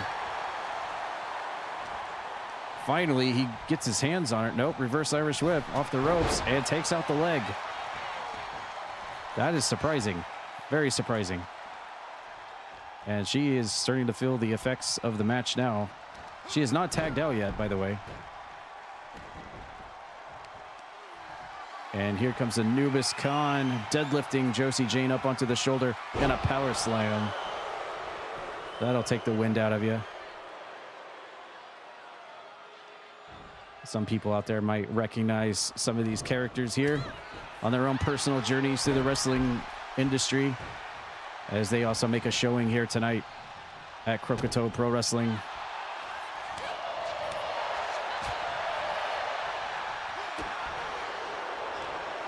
Anubis Khan trying to throw Josie Jane into the corner, but she reverses out of it. I'm just happy to see Bacon Laura was able to get a little bit hands-on in this match instead of just being stuck in a managerial role. And a whip to Anubis Khan over to the corner. Man, she is... All right, we finally get a tag. Here comes Hector Flores. As they're going to work together here on Anubis Khan. And where is he going? Taking the long way, going all the way around to the other side of the ring. Here comes Anubis Khan. Oh my God, it almost crammed him through the commentary table. He was a mere inches from being crunched through the commentary table. And wow, again, his face almost got crunched through the table. Hector Flores taking a beating out here by Anubis Khan. And look at Bacon Laura also getting involved outside the ring. And Anubis, oh my God, how did he not crunch through the table? Hector Flores has for the third or fourth, oh my God, they're going to try to win by countout. The ultimate slap in the face. Anubis Khan going for the other members of the team. Hector Flores is laid out, dude.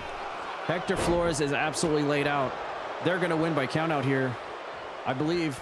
Wait, where's he? He went out to the crowd. Hector Flores went out to the crowd. Did you see that? He fled into the crowd. Did you see that? If you blinked, you missed it. Hector Flores was running out into the crowd, running away from the match.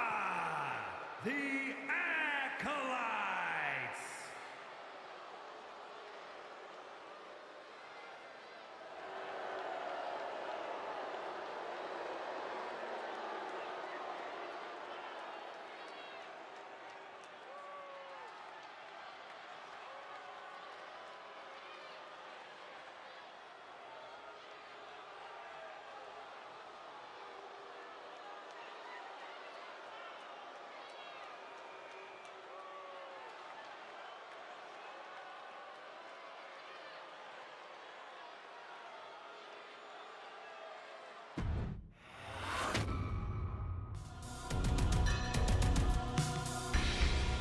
Well, for nothing but bits. Oh, thank you for the biddies there, Helldiver Zach.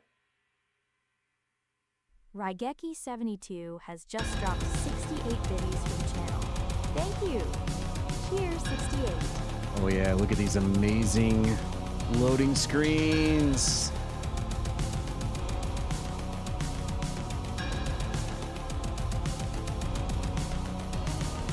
I'm interested to see what you all think is your favorite one so far tonight. They're all so good. Yeah. Oh yeah. Let's see what the next one is. Oh, it's an old one. Let's wait for the next new one.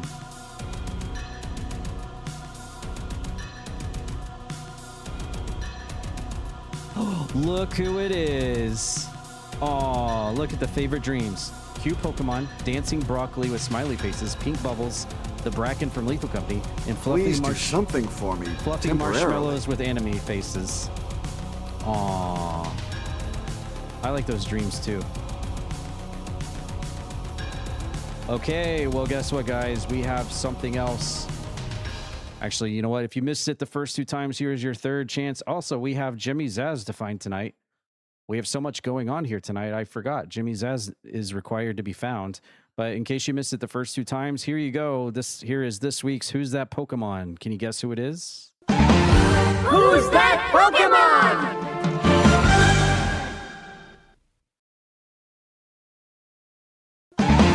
It's Roxas, bitch.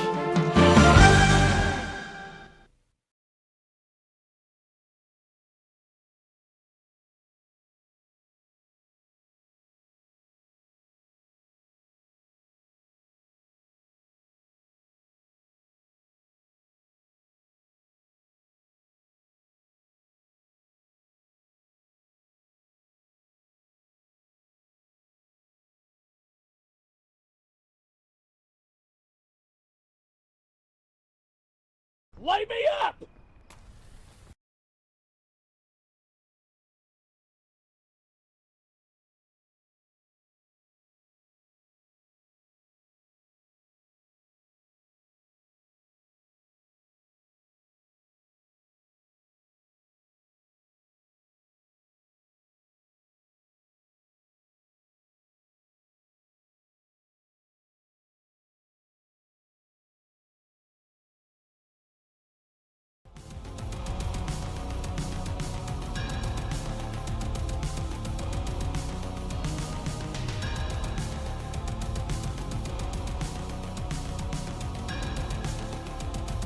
God damn!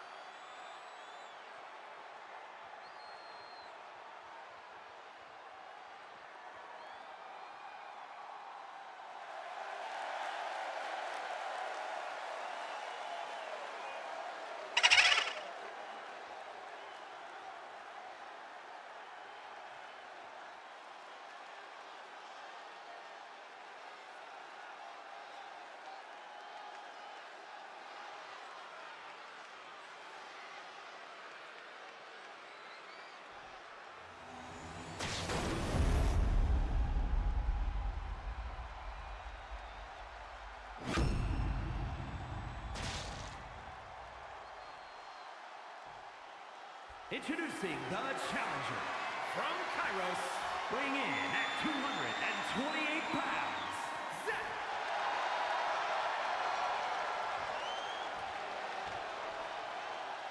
And his opponent from the Kappa Championship, weighing in at 228 pounds, the mixed non-stop action champion, Zion Kid.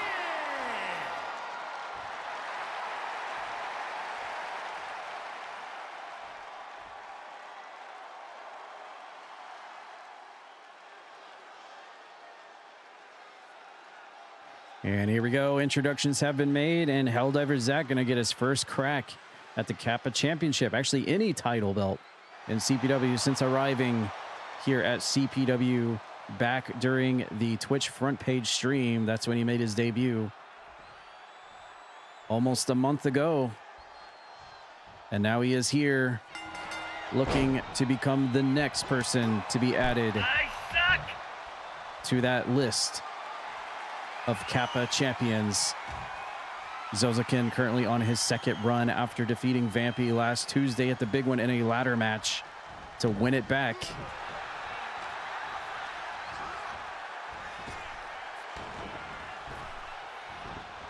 We'll see if his run will last just as long as his last run, or maybe a little bit longer.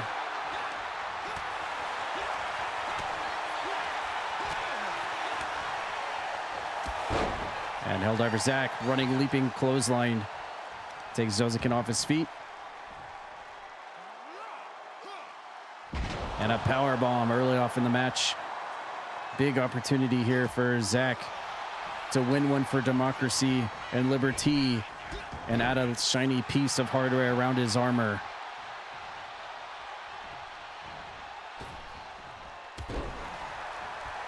If he can win this match, he will unlock it in the tier system. He'll have enough, whatever you call Helldiver currency points, to unlock that new piece, that cosmetic piece of Jesus, I cannot talk tonight. Kappa title for his armor set. Whoa, look at this. Whoa. Helldiver Zach just not releasing Zozoken, just throwing him up, throwing him down several times. Goes for the cover. I'm not sure who that put someone out of breath more, Zozoken or Helldiver Zach. Either way, going for a suplex attempt. Zozoken landing on his feet. Pops him in the lower back. Zozoken now looking for a springboard, but Helldiver Zach with a German suplex before he could even try for it. Here comes the referee. And only a 1 count here in this week's Kappa title defense. Oh, and Zozoken runs right into a flying forearm shot from Helldiver Zach. And he's going to whip Zozoken into the corner. But the fighting champion, the man who won 5 matches in a single night. Whoa, look at this. Helldiver Zach a little confused with Zozoken's prayer regiment there. Caught him off guard. Ooh, high ripcord knee right to the helmet. Almost jarred his helmet loose there. Zozoken off the top. Oh, and Helldiver Zach caught him. And spins him over in a power slam on the outside of the ring. And now that right back up again. Zach leaning up against the barricade right in front of our lovely sponsors here at Croakitoad. And Zach getting his helmet dropped over the top of that barricade here at ringside, right in front of the front row. Now we got a little bit of a toe hold here by Zozoken, working the leg. This being outside the ring does not benefit Helldiver Zach at all because titles cannot switch on countouts. He could possibly win the match, but the title will remain around the waist of Zozoken. All right, we're back in the ring here. Top rope goes Zozoken. What's he going to go for? Measuring. Oh, he caught him again. Went to the well a second time. Helldiver Zach just ready for him on both occasions, catching him, power slamming him down. And now Helldiver Zach going to try to go to the top rope. Can he capitalize? And he does. Big leaping shoulder block off the top rope. Takes Zozoken off his feet. And A kick out for the Kappa champion.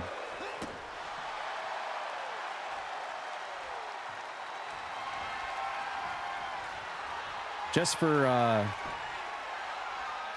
fun historical sake, I would also like to point out, courtesy of our CPW webpage at !CPW, the longest reigning Kappa champion, still at 85 days, was the Zombie back in November 2024, as Zozoken drops Helldiver Zach onto his face.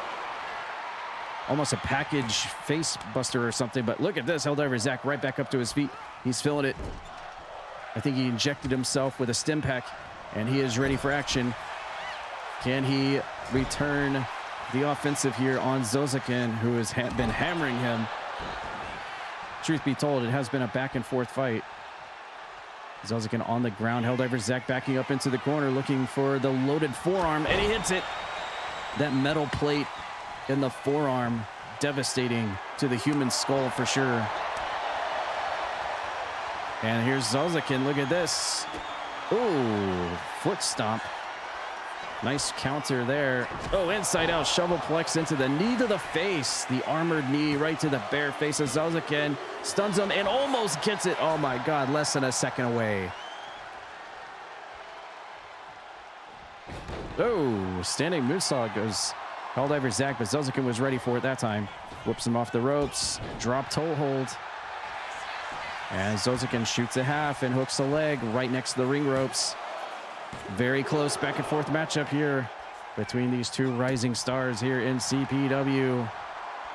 Both debuting on the same night, by the way. Both Zozoken re-debuted and Helldiver Zach debuting for the first time ever back on the Twitch front page stream for CPW. So their journeys in CPW has been parallel. And look at Zozoken here going for that submission hold he calls the mana burn. He's going to drain all the mana from Helldiver Zach. I don't know if Helldivers have mana, but he's going to try to burn it all away. And look at Helldiver Zach shaking his head no. He's trying to struggle with the pain. Is he going to tap? No, he does not give up.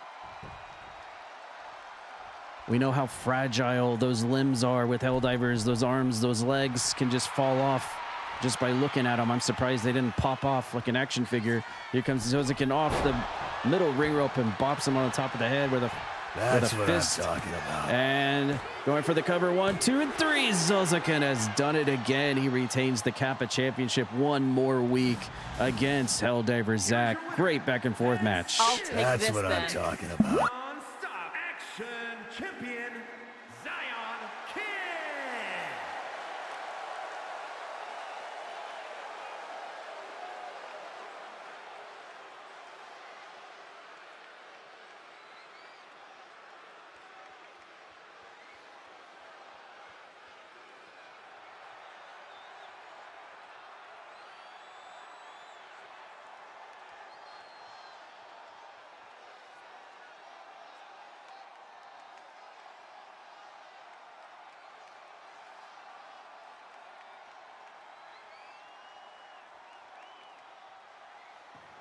One can only wonder who Zozoken will be defending this title belt against next Tuesday. The hardest title in all of CPW to hang on to.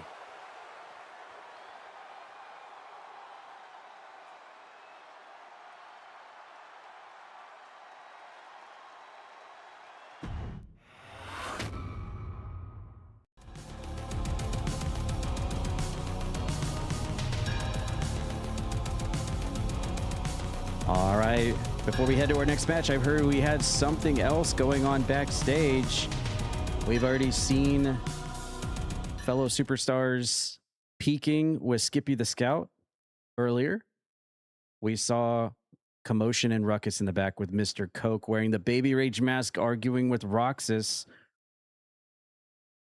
But now it's time for something different. What is this? I'm being told we are going to go to an undisclosed location and Japan, Tokyo. There has been a sit-down what is this? A pre-battle eating ritual between Sumo has invited the television champion Mama Buttons to come to Japan and visit him and embrace in his Japanese heritage by eating with her before their battle. for the all right, we got a camera. Let's hook this up and see what's going on over here. Sumo and buttons.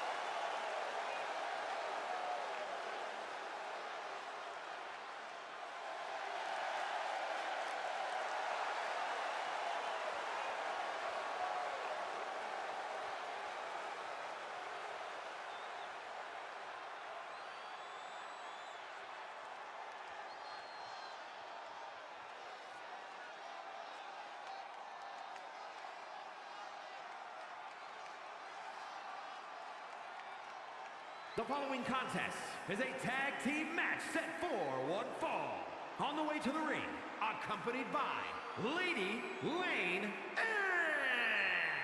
at a combined weight of 456 pounds, the World Tag Team Champions, Mr. King Todd and Morse Earl, the Grinders.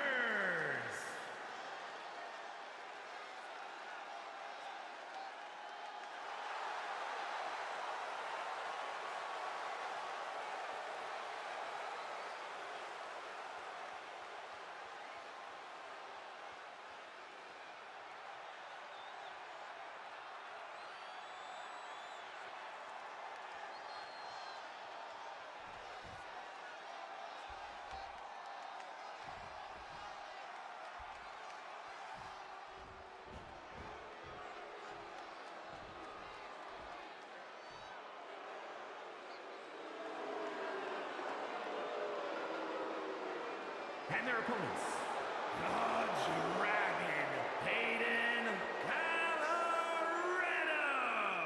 and the Princess.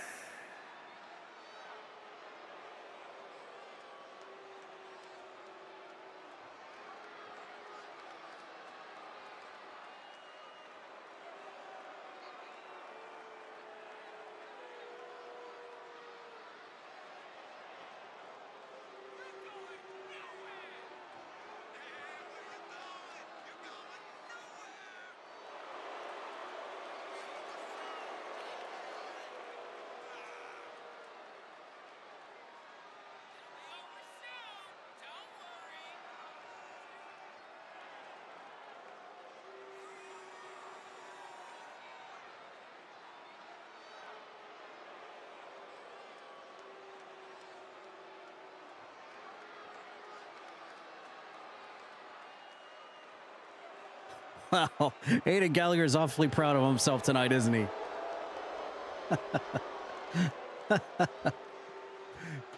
Wow, he's the happiest man alive tonight.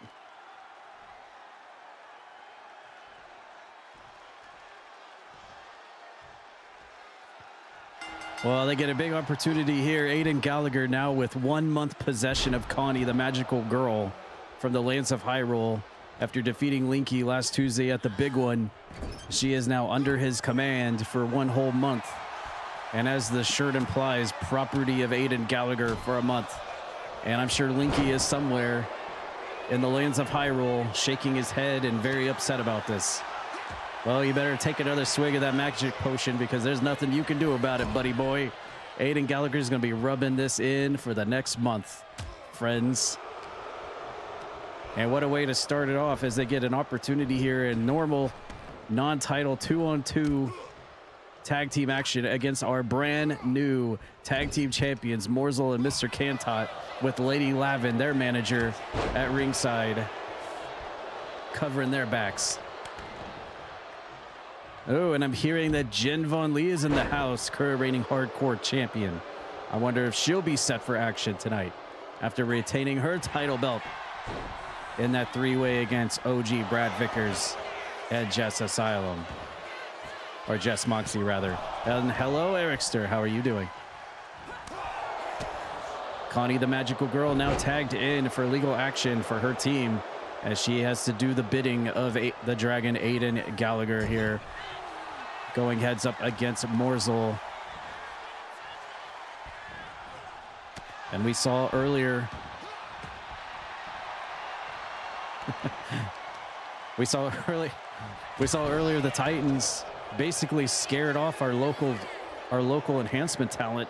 They literally ran into the crowd and ran away from the match rather than get back into the ring. I've never seen that before.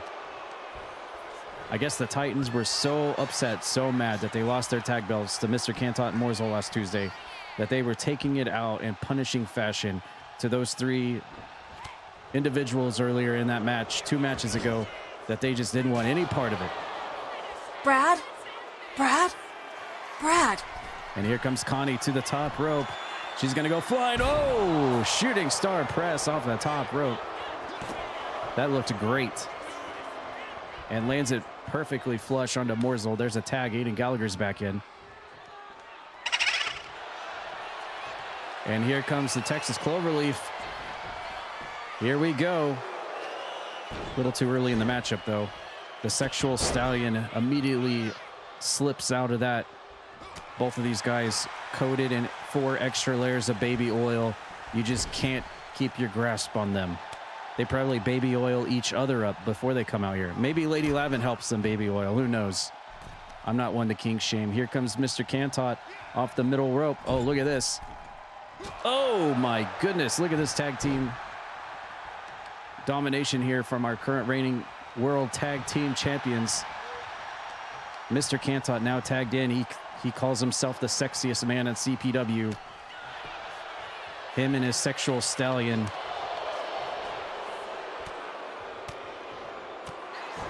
At the top of the leaderboards when it comes to the tag team division right now. As he lifts up Aiden Gallagher, but he reverses out of that and spikes Mr. Cantot on his head.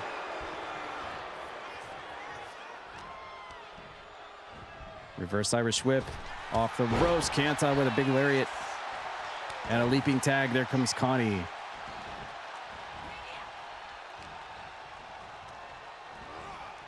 Whip over into the corner of the team called Vicious and Delicious.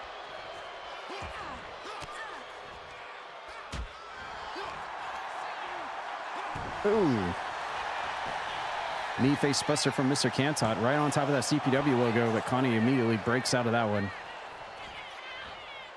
Thanks everyone for tuning in and joining us tonight. I will actually be home this weekend, so you can expect multiplayer to happen at some point this weekend. Looking forward to that. It all dictates on when I'm going to go see Mortal Kombat 2, the movie, in theaters, whether that's Friday night or Saturday night. But I will be home this weekend, and we will be doing multiplayer at some point this weekend. I'll keep you posted in Discord.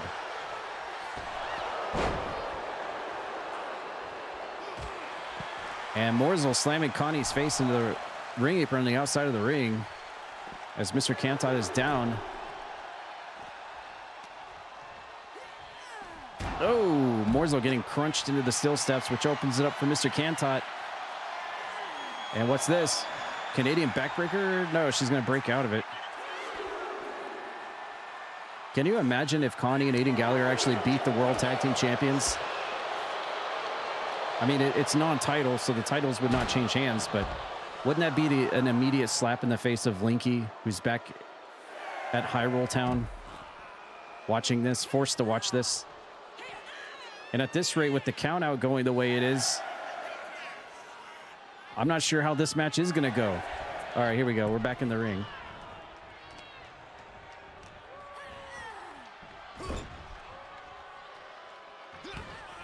Mr. Cantot fighting out of that one. And hoists her up, sidewalk slam onto Connie. And a forearm drop to the forehead. He's going to allow the tag to take place, okay. Cantot moving to the ring apron, gets popped by Aiden Gallagher, catches from behind, nice suplex up and over. Aiden Gallagher, the happiest man in CPW right now. Oh, gets quickly pulled and suckered into a roll-up inside cradle from Mr. Cantot, but he kicks out. And a whip over next to Morsel now. Here's the tag. Tag team champions going for something. Oh my God. No way. Morsel's gonna, oh. What a combination from the tag team champions, and Aiden Gallagher now in a bad spot. And there's, look at Connie coming in to make the save. Hey, listen, even if she didn't want to, she would still be forced to do it. She is under the 1 month contract of Aiden Gallagher. And look at Lady Lavin. Lady Lavin distracting Aiden Gallagher from ringside, probably talking to him about pink bubbles, broccolis with smiley faces, maybe the Bracken from Lethal Company, maybe marshmallows with anime faces, perhaps. Aiden Gallagher might be a fan of 1 or 2 of those. Nevertheless, he tags out. Connie's back in.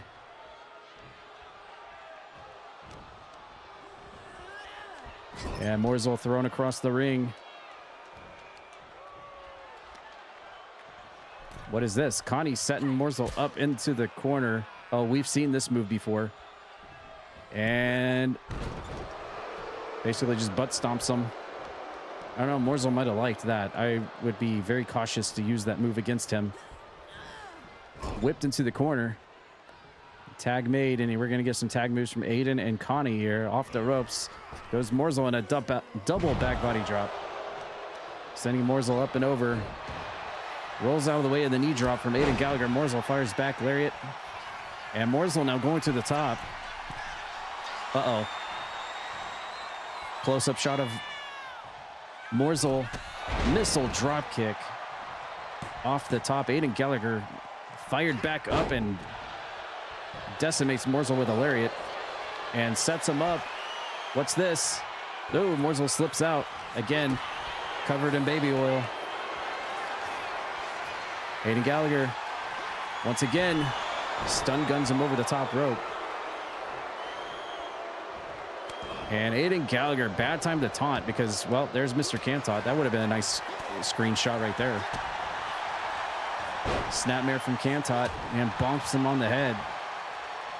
3.5 match star rating in this tag team match, featuring the World Tag Team Champions for the 2nd time, Vicious and Delicious, and the newly created team, forced beyond her own will via a 1 month contract, Aiden Gallagher and Connie, who used to be the magical girl at the side of Linky, but is no longer for the whole month of May.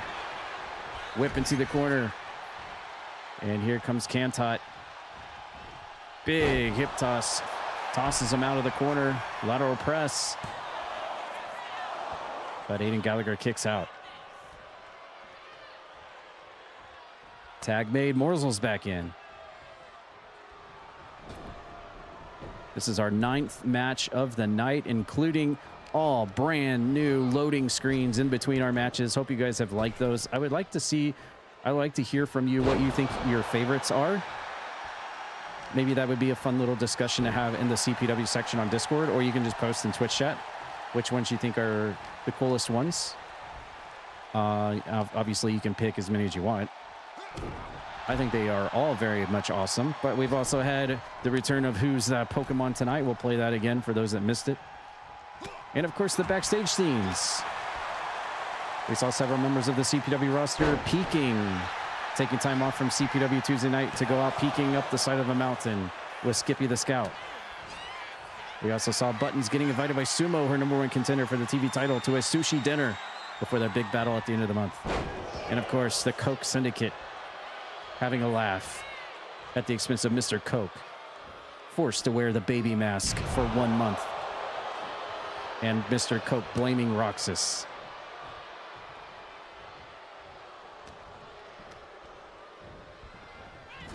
Connie thrown into the corner. We still have a few more backstage scenes to show you as well before we end up our night.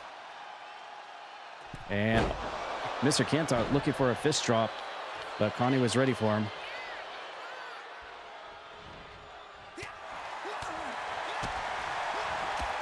Kantot with a nice combination, just stomping away at Connie, just taking her down to the mat. Reverse Irish whip. And now she's in enemy territory. She's going to go for that big bunt stomp move again, this time on Kantot, right in front of his partners.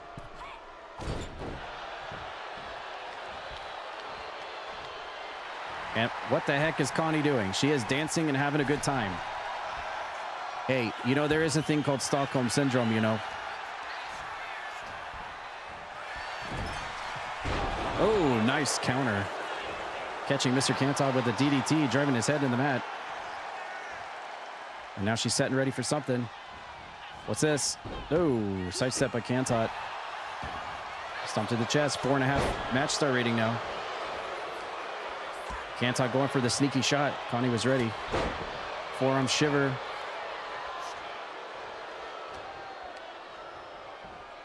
And reverse Irish whip. Kantot in unknown territory. Right next to Aiden Gallagher. Here comes that fist drop. Is he going to hit it this time? He does. Right on the mark.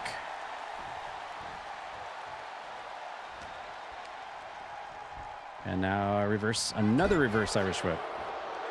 Connie now trying to get back. She's going to go for that move again. So many moments so far on tonight's show. I think one of the biggest moments is the fact that Queen Savvii came out here to have a one-on-one legitimate match with AJ Jacobs, and she assaulted him to the point where the match was stopped. I can't wait to see that rematch next Tuesday. Queen Savvii versus AJ Jacobs. Connie off the top, and Kantot catches her, power slams her to the mat. And another reverse Irish whip. Is she gonna do it again? Wow, now she's just having fun with him. 3 times now we've seen this move. I mean, it is a very unique move. We only see Connie ever do it, but she's certainly gone to the well many times on that one. Here comes Kantot. Left arm clothesline. And Kantot looking for, an abdominal stretch. Looking for the submission win, but she fights out of it.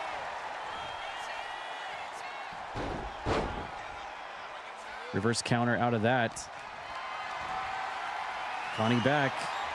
Scoop slams into the middle of the mat. And a leg hooked. We see Lady Lavin interacting with the front row and almost got the win there. That was a close one. Connie with a running shoulder block.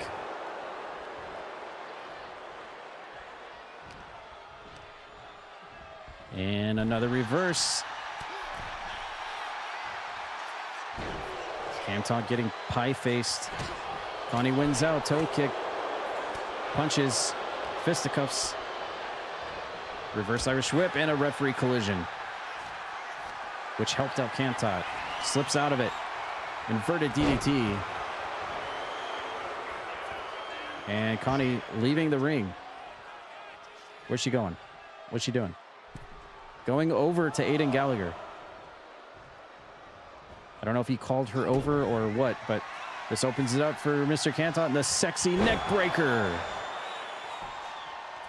That's one of his patented maneuvers. And she may be in big trouble here, being sent over to Morsel. Uh-oh. The World Tag Team Champions working together here. And there's some more Bronco Buster action. And now the Morsel bomb. Getting double whammied into the corner is Connie, and Aiden Gallagher needs to make the save for his partner. And that was close. Thank you for the raid, Atomic Bomb. Has just come in with a raid. Thank you for joining us, friends. Yes, thank you for joining us, Atomic Bomb. Welcome in. Hello. Atomic Bomb was actually added to the roster. We just haven't seen him debut yet. Maybe soon. Maybe next Tuesday, in fact. But thank you for the raid. I hope the stream was awesome. Suicide Squad killed the Justice League. Check out Atomic Bomb. He's got one of the biggest physical game libraries I've ever seen on anybody of Twitch. Plays lots of retros and mid-2000s games. Check him out. I believe also a member of the Croakitoad stream team. If he's not, he needs to be. Uh-oh, Morsel with the teabagger. Oh, no. One of Morsel's patented moves. Obviously, all of them sexual in orientation. And 1, 2, 3. Oh, my God. And the tag team champions get the win after Morsel teabags Connie, and Aiden Gallagher lets it happen right in front of his eyes. And Morsel and the tag champs get another win here tonight.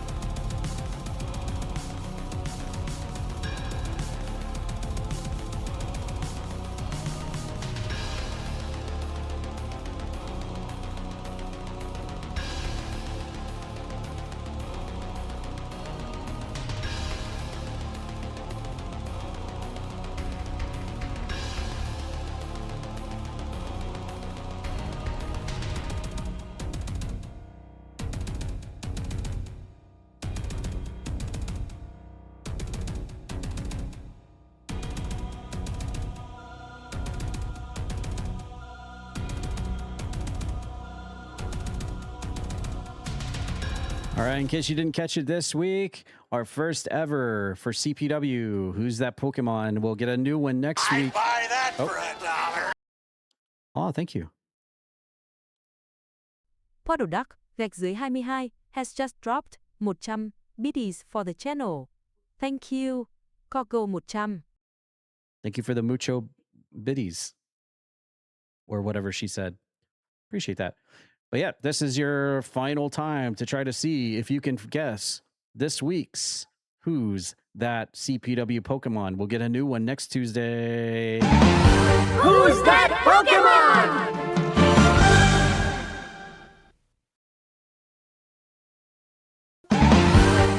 Roxas, bitch.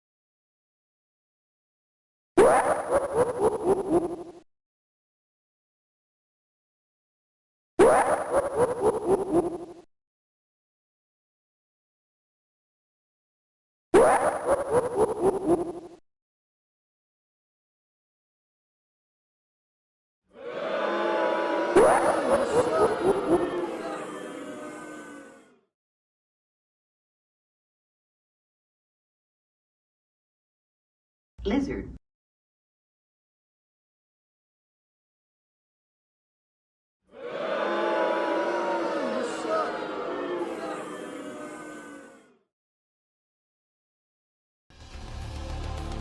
Nothing but bits. Come get on the train.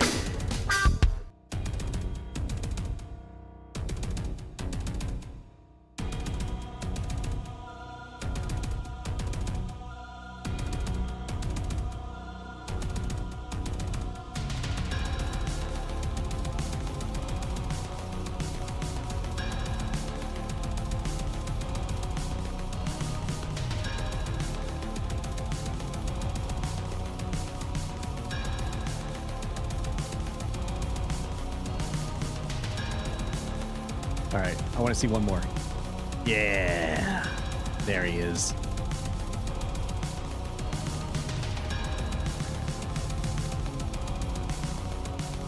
Power up. How does that make your wallet rumble? Deputy Dog has just dropped 5 Thank you. Did you see your match earlier? They have gifted 164. Appreciate the support, everybody. Thank you tonight, everybody. Wow, you guys have been awesome. Hey, look, it's Roxas.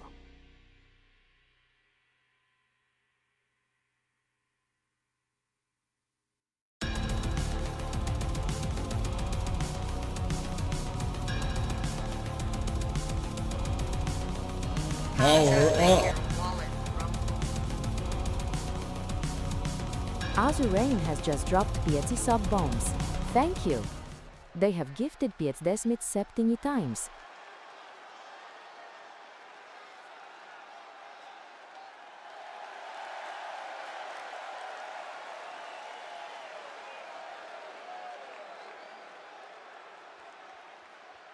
The following contest is scheduled for one fall. Making his way to the ring, accompanied by Brad Victor from Los Angeles, California, weighing in at 200. Nothing but bits. Power up. Danny Adachi. Deputy Dog has just dropped Corn Sada Bitties for Power How does up. that make Thank your you. wallet rumble? Cheers Sada, cheers Sada, cheers Sada. Ashterial has just dropped pet sub bombs. Thank you. They have gifted 412 times. Holy crap, guys. You guys are popping off hard tonight. Yeah. Speaking of popping off hard, we're about to get some really crazy stuff here. This one's personal, boys.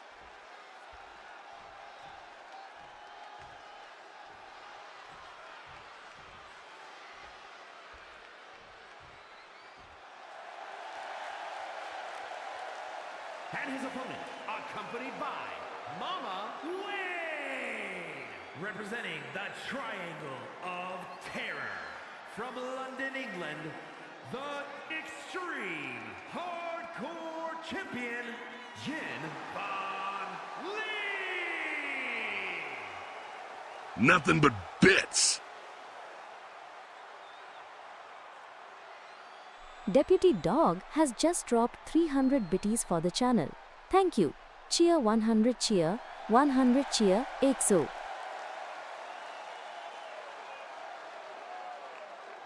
Thanks. Much appreciated. Puerto Rican Chipmunk has just given a gift sub to Genvin Lee. Thank you. They have gifted 30 coins.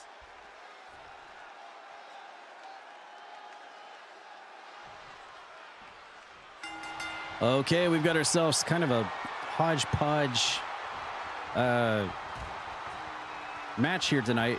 It all culminates into one giant, massive rivalry here, but we've got, this might be, is this our first time ever? Danny Adi versus Jen Von Lee, one-on-one. This is non-title, but it is no disqualification. Thanks. Much appreciated.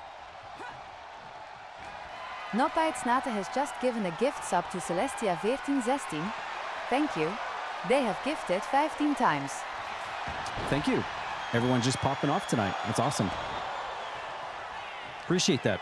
So we have Jen Von Lee, the hardcore champion here, taking on Danny Adi. We've got, oh, look at that. Two of the bestest of friends right there. As Jen Von Lee goes to the top rope here, looking for a big time elbow drop, but Danny Adi moves out of the way. We see Monica Wake and OG Brad Vickers standing at ringside in support of their representative in this match. Monica getting up onto the, getting little hands on with the turnbuckle pad there to expose that steel buckle. Of course, Danny Adi is in tight with OG Brad Vickers, and Jen Von Lee, obviously good friends with Monica Wake here in CPW. And I'm just hearing that this family is going to be growing on both sides before we know it. You know, I don't want to spoil anything or anything, but I've been hearing through the rumor mill that Jen Von Lee and Monica have one more person to add to their roster. And I've also heard that OG Brad Vickers and Danny Adi have a trick up their, another person trick up their sleeve coming too. So this rivalry, I'd buy that for $1. It's only going to get bigger and bigger and bigger Deputy and more Dog fierce has just dropped 100 biddies before it's all said and done, I'm sure. You. Cheer 100. But this match is set for no disqualification and falls count anywhere as well, so they can take this thing outside the ring. Weapons are allowed as well, considering that Jen Von Lee is the hardcore champion. So she pretty much establishes the rules here. It has been a very tough break for Danny Adi, by the way. Very tough. We thought Jen Von Lee had a terrible and a horrible season last season, barely winning.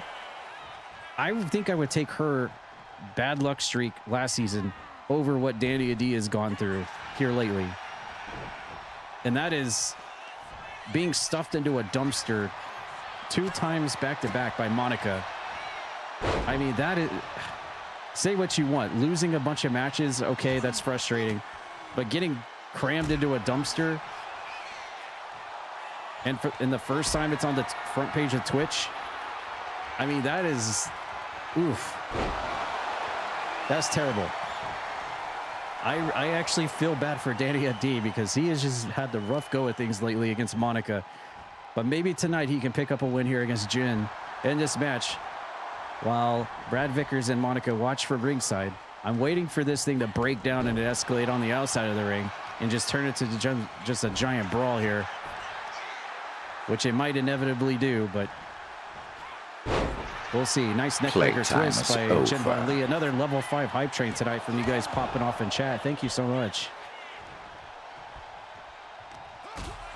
Subs, biddies, gift subs, resubs. Appreciate all of it. Thank you very much. Thanks for being here tonight. Get those emotes from your hype train, everybody. Nice slingshot crossbody from Danny Adi. There's OG Brad Vickers in the background. Now he's going to take a turnbuckle pad off.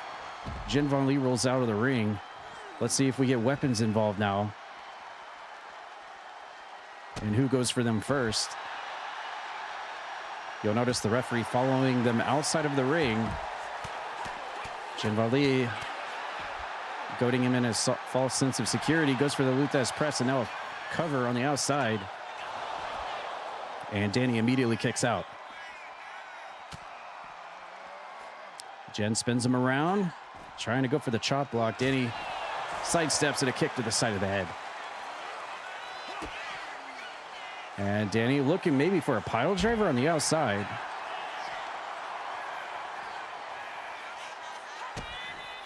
And, ooh, what is that, Shining Wizard? Jen going for the cover. I'm super shocked that we have not seen Evan or Monica get hands-on in this thing because it is totally allowed, even if they're just watching from ringside. Uh-oh. Here's that octopus stretch. That move is super deadly. That is like one of the most deadliest submissions in all of CPW right now. That move right there has helped Jen Von Lee win so many matches this season. She has completely turned things around, and a lot of it is due in part to that submission right there. She's gotten so many wins with that thing. That is very deadly submission hold right there.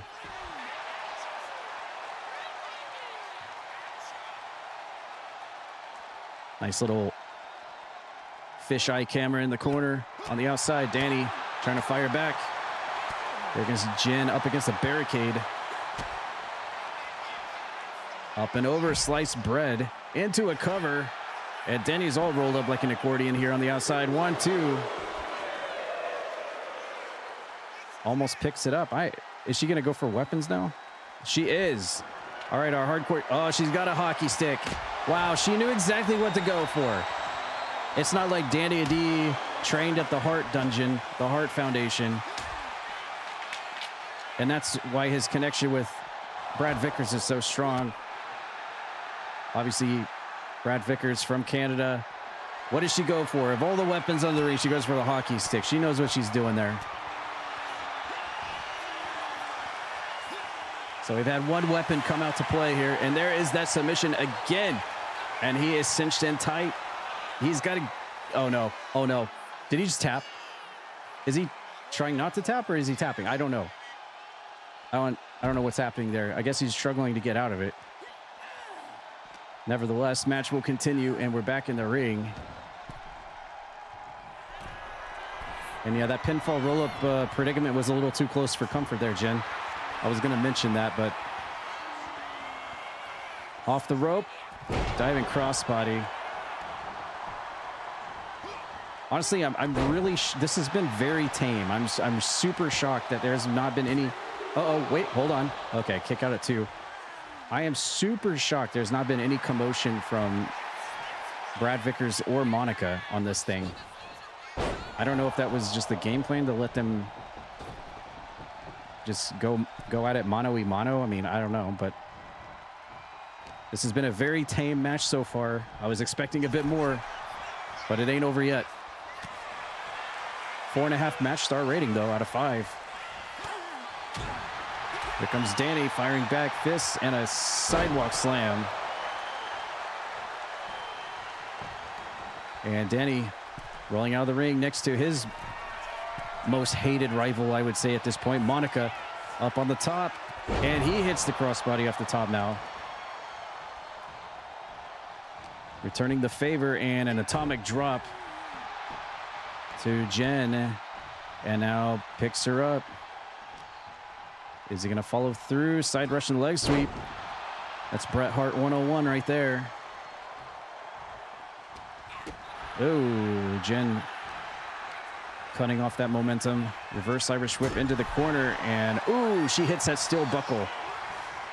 That was pulled off by Monica, by the way, so that plan backfired. Uh-oh, stuffs him up on the shoulder. Oh, my goodness, and spikes his head from the shoulder position. And goes for the cover and almost gets it. 3 count. Very close, less than a second away. And a low drop kick to the back. Whoa, look out, Monica. Almost a collision there. Jen going for another, what is that, a mannequin arm? Straight from Silent Hill, we've got a mannequin arm. Wouldn't expect anything less. And Luthez puncheroonies to Danny Adi as he gets guided to the ropes next to Monica. But he bops her. Counter. Neutral corner. Nearly a 5-star match. Oh, we're going to get some slap fighting here between Danny and Jen. Who's going to win out on the slap fighting with Monica and Evan watching at ringside, living through their representatives in this match. Oh, Jen back heel kick. Wins out on that one. Oh, no, and Danny hits the still exposed buckle that Evan peeled away earlier in the match. Jen now going to the top rope, and oh, big senton splash. Now goes for the cover, and that's it, man. Jen Von Lee right in front of Evan, too. That's got to sting a little bit. Jen Von Lee picking up the win over Danny Adi here in this one-on-one match here tonight.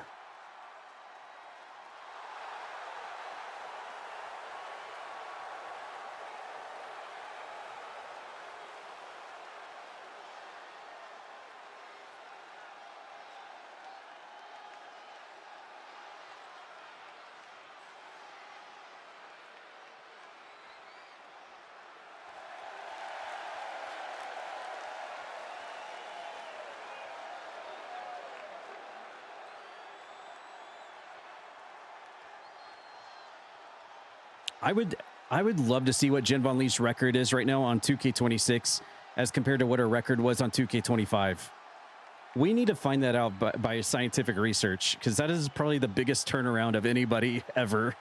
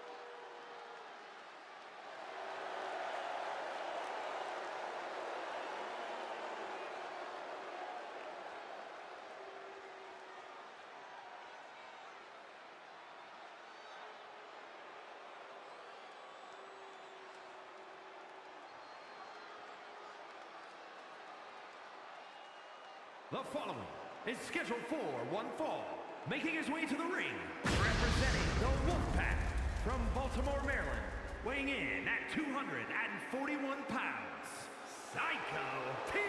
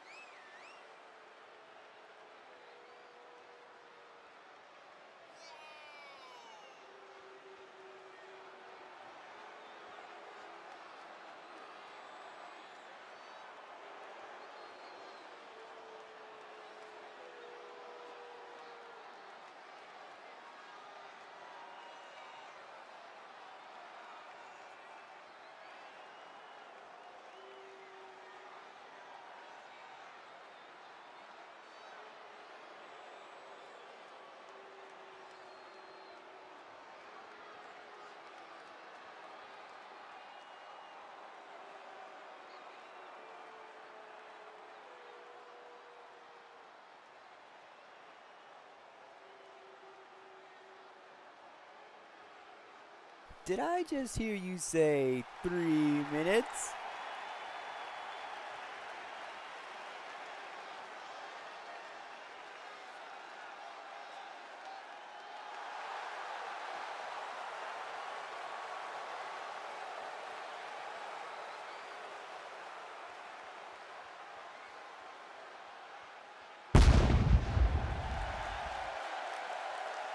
And his opponent, representing the good guys, from Louisville, Kentucky, the Women's World Champion, Azriel.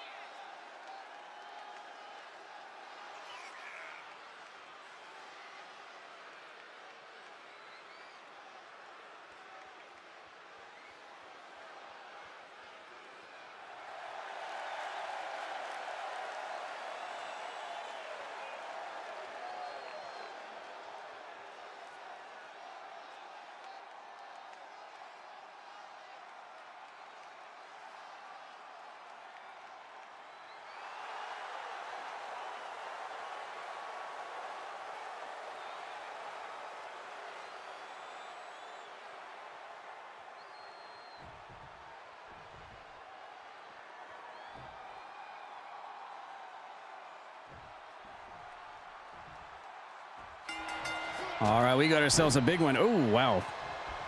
And the former World Heavyweight Champion, Psycho T, just kicks Ash Styriel in the side of the head within a second of the match. That's a great way to start it off.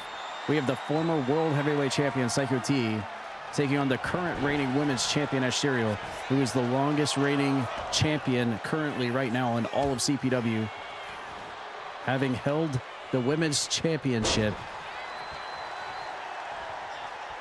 since August of last year.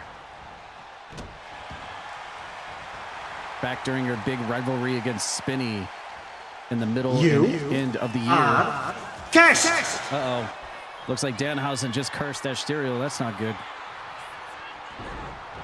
But this just goes to show the caliber of competitor that Ash Styriel is, facing off against current and former World Heavyweight Champions and former members of the hardcore division, for that matter. Psycho T, a 2-time hardcore champion previously.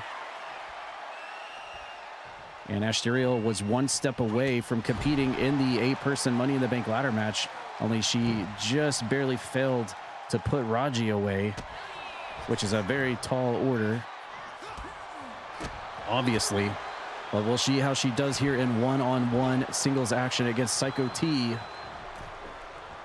who is reeling from a loss at the main event of last Tuesday's big one, losing the world title to Spinny. As Ash Styriel getting popped to the outside of the ring. And Psycho T taking his time. Now he's going to follow suit. Of course, Ash Styriel's match kind of hung in the balance there for a while last Tuesday at the big one.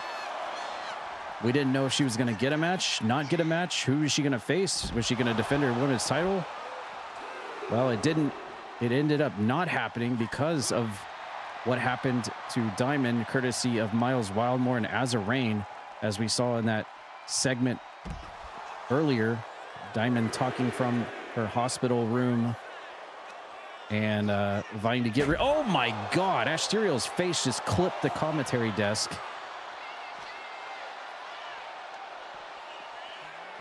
That's a way to break a nose. Good Lord.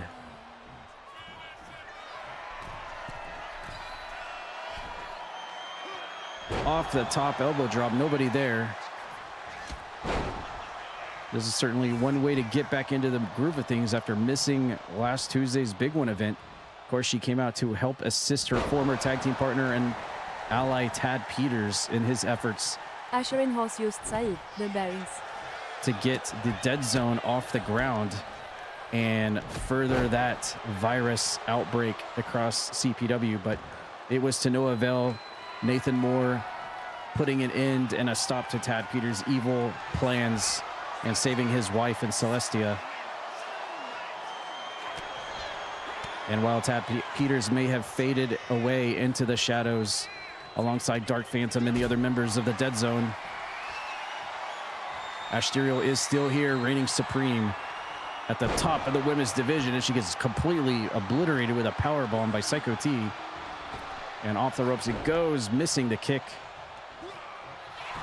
And Asterial with a headbutt to Psycho T and drops with a backdrop.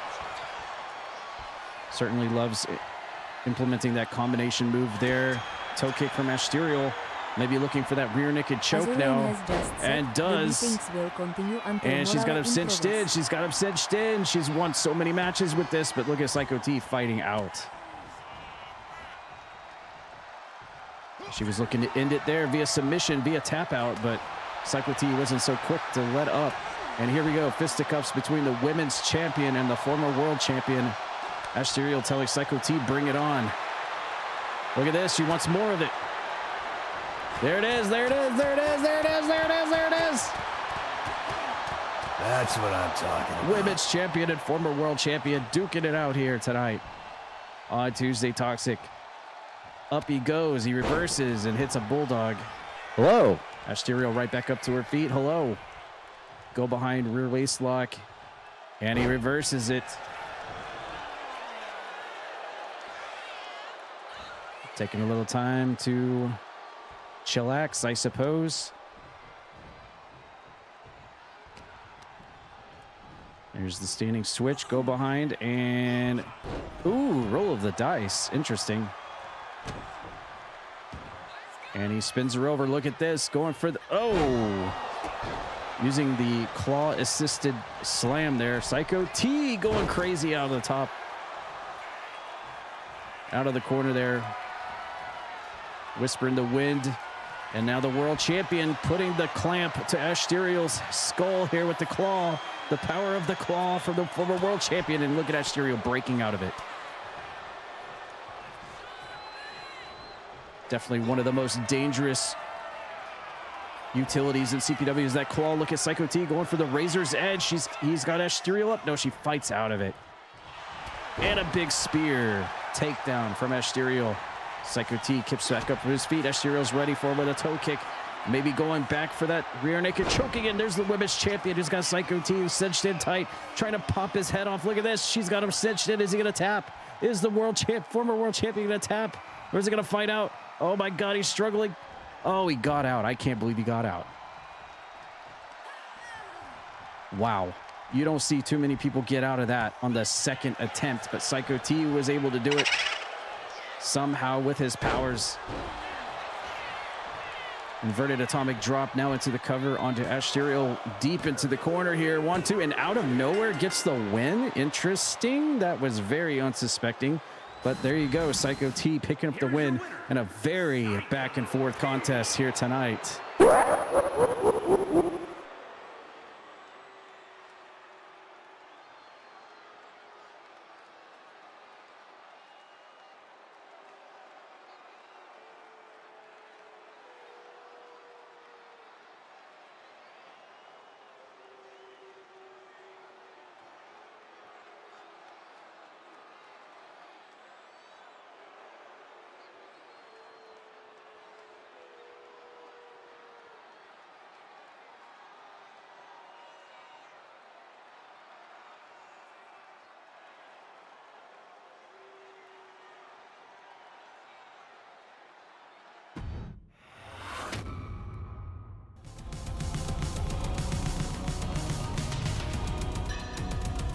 All right, this is going to be your big chance to try to find this week's Jimmy Zaz. We've not showed it off yet because we've had so many other things to demonstrate tonight. But this will be your chance to try to find Jimmy Zaz. Do you think you can find him?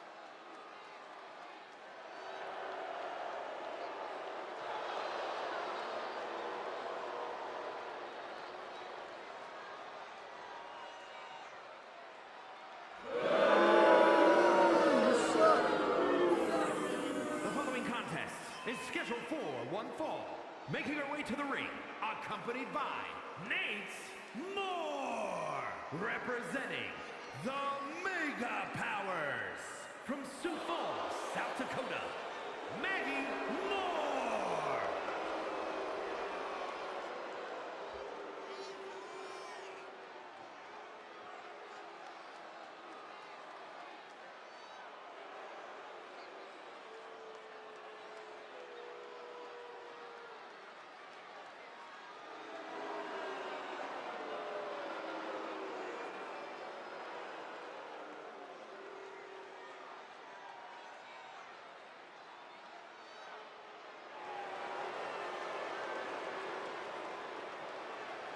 Hey, why is this all about you? It's her that's in a match.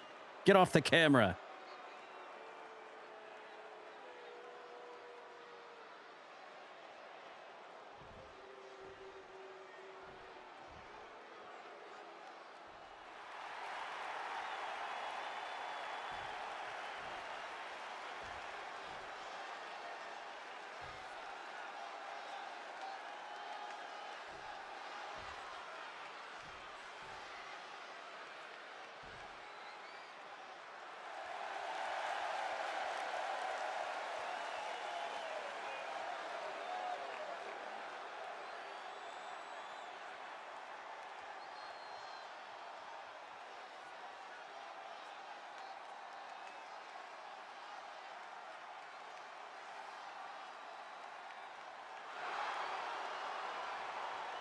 And her opponent, from Virginia Beach, Virginia, weighing in at 229 pounds, Spike Ryan!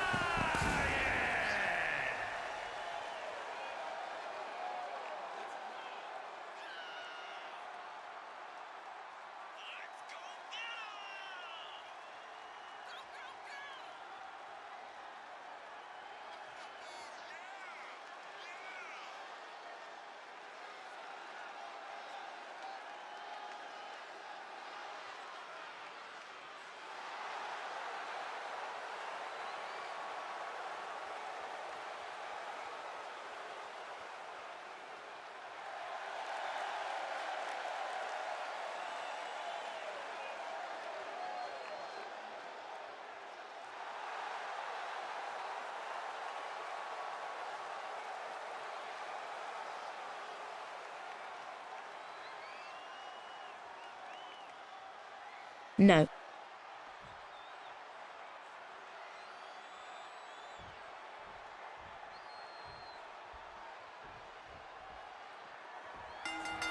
All right, here we go. We got a first time ever match, I believe. And, well, it wouldn't shock me one bit because Maggie Moore has been a ceramic evil doll for several months. But just like Celestia earlier, who picked up the win over Lucinda in one-on-one action, now it's Maggie's turn to be back to normal again, escorted by her own husband, Nathan Moore, at ringside. Now that the war over Tad Peters and his nefarious deeds has come to an end, all is back and right in the world as we get a one-on-one match. Two people. Whoa, what the heck is Maggie Moore doing? Oh, caught Spike Ryan by surprise, that's for sure. And Maggie Moore seems to be very happy that she could be back to normal again. Look at that. Of course, both of these competitors coming off of, I guess you could say, wins after last Tuesday's big one. And there she goes again. Wow, she just juking Spike Ryan out with those back handsprings.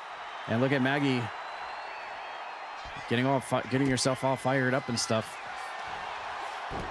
Spike Ryan obviously winning the big match against Mr. Coke, which was refereed by Roxas in the Baby Rage mask. And of course, Maggie Moore got her freedom back because Nathan Moore defeated Tad Peters in that Bloodline Rules match. So coming off of two big dubs last week, let's see how this one pans out in this first time ever matchup between the two here at CPW. I will say it's good to see husband and wife reunited back together again. More punishment for everybody on the CPW roster. I'm just waiting for their second removed cousin to come to CPW. His name is Denty. Denty Moore.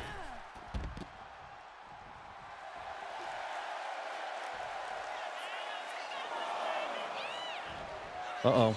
Here we go. No! She tried to go for it. Acai moonsault to the outside and just pancaked herself. Ouch. Big shots to the and blows to the head from Spike Ryan to Maggie Moore. And just more toe kicks and more kicks to the face and chest area here. Yeah! Whoa. Oh my God, who got fired? Who got fired? The referee got fired. Somebody got fired. I don't know who it was. Vince McMahon looked angry. Here comes Maggie Moore again. Looking for a springboard. There she goes. Monster kill. Front drop kick takes Spike Ryan off his feet. Oh, look at this. The strength to lift him up on her shoulders and winds him up and takes him down. Look at the bridging pin there from Maggie Moore onto Spike Ryan. It almost gets the win with it. Shocking development. As we take a look at Nathan Moore at ringside. And Spike Ryan. Cursed! Looks like Spike Ryan just got cursed by Danhausen. Good luck with that.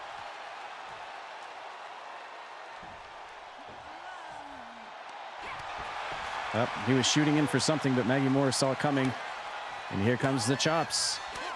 The big chops. Interjects off the ropes he goes. Duck under. And catches them inside out. And away we go. DDT into the mat.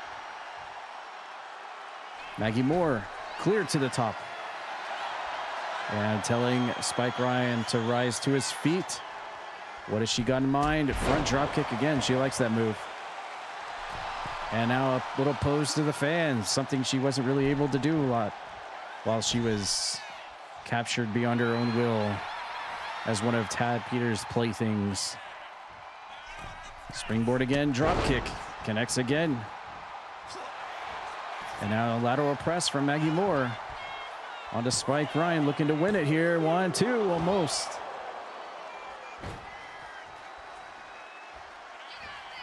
Wow. Gonna go straight back for, oh, feet on the ropes. Feet on the ropes. Not gonna work. She probably learned that from Nathan Moore himself. Didn't work on that exchange. Spike Ryan dumps her to the outside of the ring. And he's getting real up close to Nathan Moore. Uh-oh. Ooh, nice suplex. Damn. Dunks her right on the back of her head. Luckily, she's able to roll out of the way of the knee drop and misses the drop kick.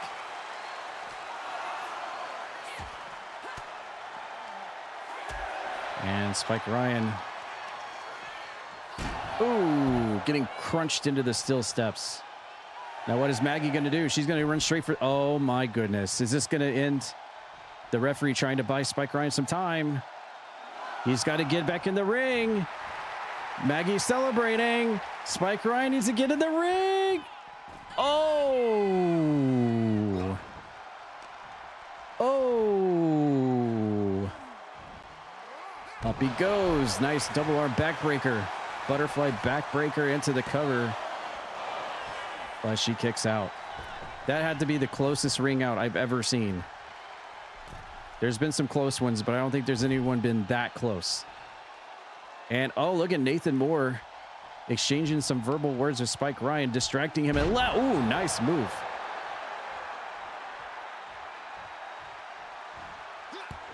Tiger suplex from Maggie Moore. Where the heck did she pull that out from? What the heck was that? She was like stalled in midair there. Drop kick takes him down. And there he comes, float over, neck breaker. And she dips out of the ring. And the assault at the outside of the ring has been working. Mike Ryan getting back into the ring. As they meet up, he wins on the exchange, hoists her up. And a shoulder breaker. And lateral press. She's going to try again. They put the feet on the ropes. How's the referee not see? She almost won with it. Spike Ryan like, what the heck, man? And there she goes. The pop rocks. She's got them all rolled up, and she wins. Maggie Moore picking up the win here tonight. For the first time ever, these two have ever met off. And Maggie Moore picks up the win. Oh, wow. It's all about Nathan Moore, isn't it? You weren't even in the match. Get off the camera.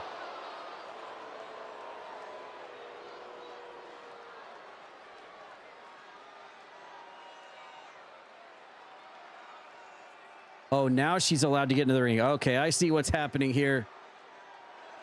Well, she seems to enjoy it, so who am I to get involved?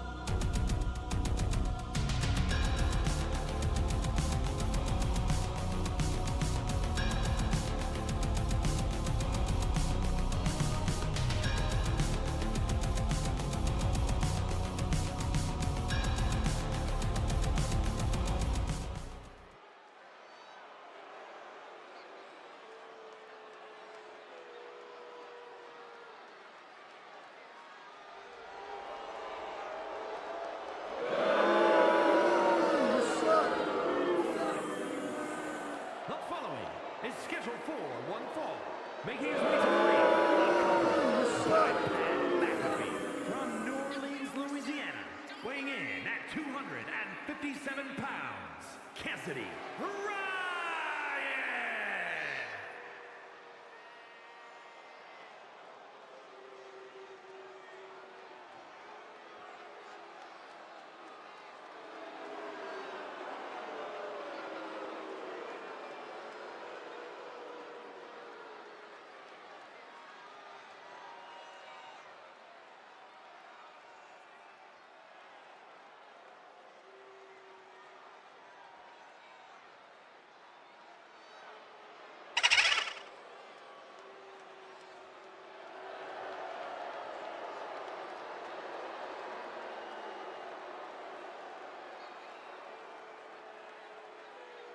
And his opponent, from Philadelphia, Pennsylvania, weighing in at 243 pounds, Ryan Matthews!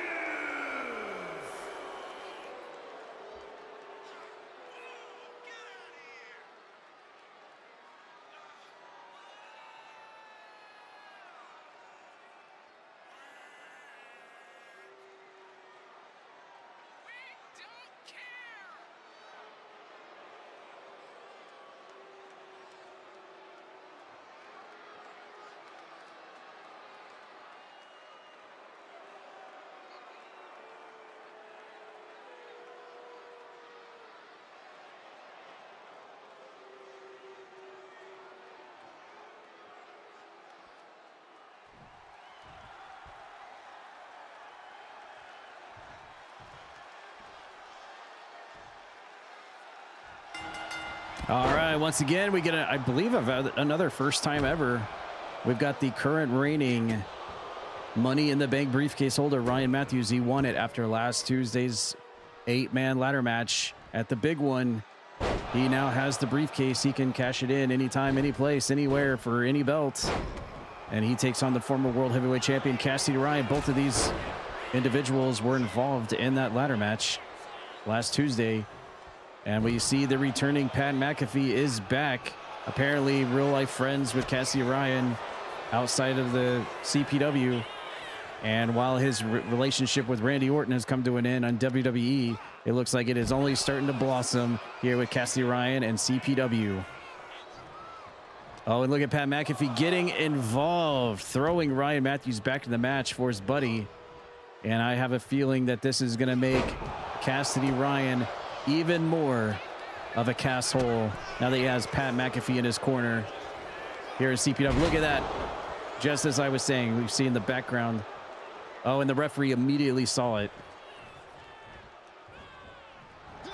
Pat McAfee trying to help out Cassidy Ryan there with the turnbuckle assist. And look at this. Now he's shouting some trash talk to Ryan Matthews. That's certainly one thing Pat McAfee is good at, and that's trash talk.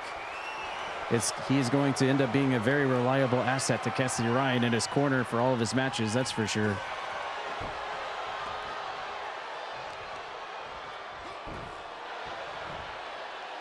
We'll have to see how this relationship progresses between Cassidy Ryan and Pat McAfee in the future here at CPW and how it helps him moving forwards.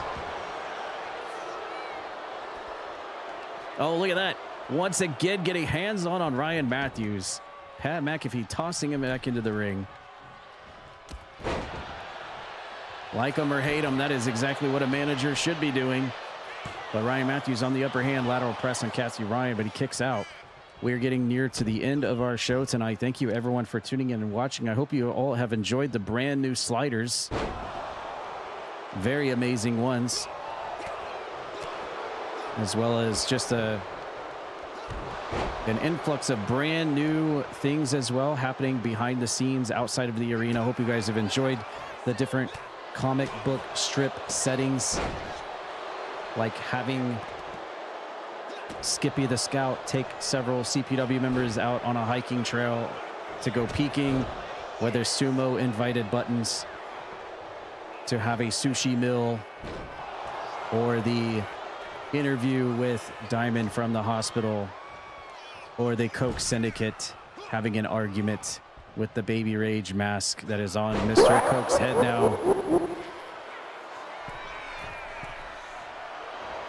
There has been a lot of stuff going on in and around the land of CPW, and probably Tad Libs will be returning next Tuesday as well to continue feud progression.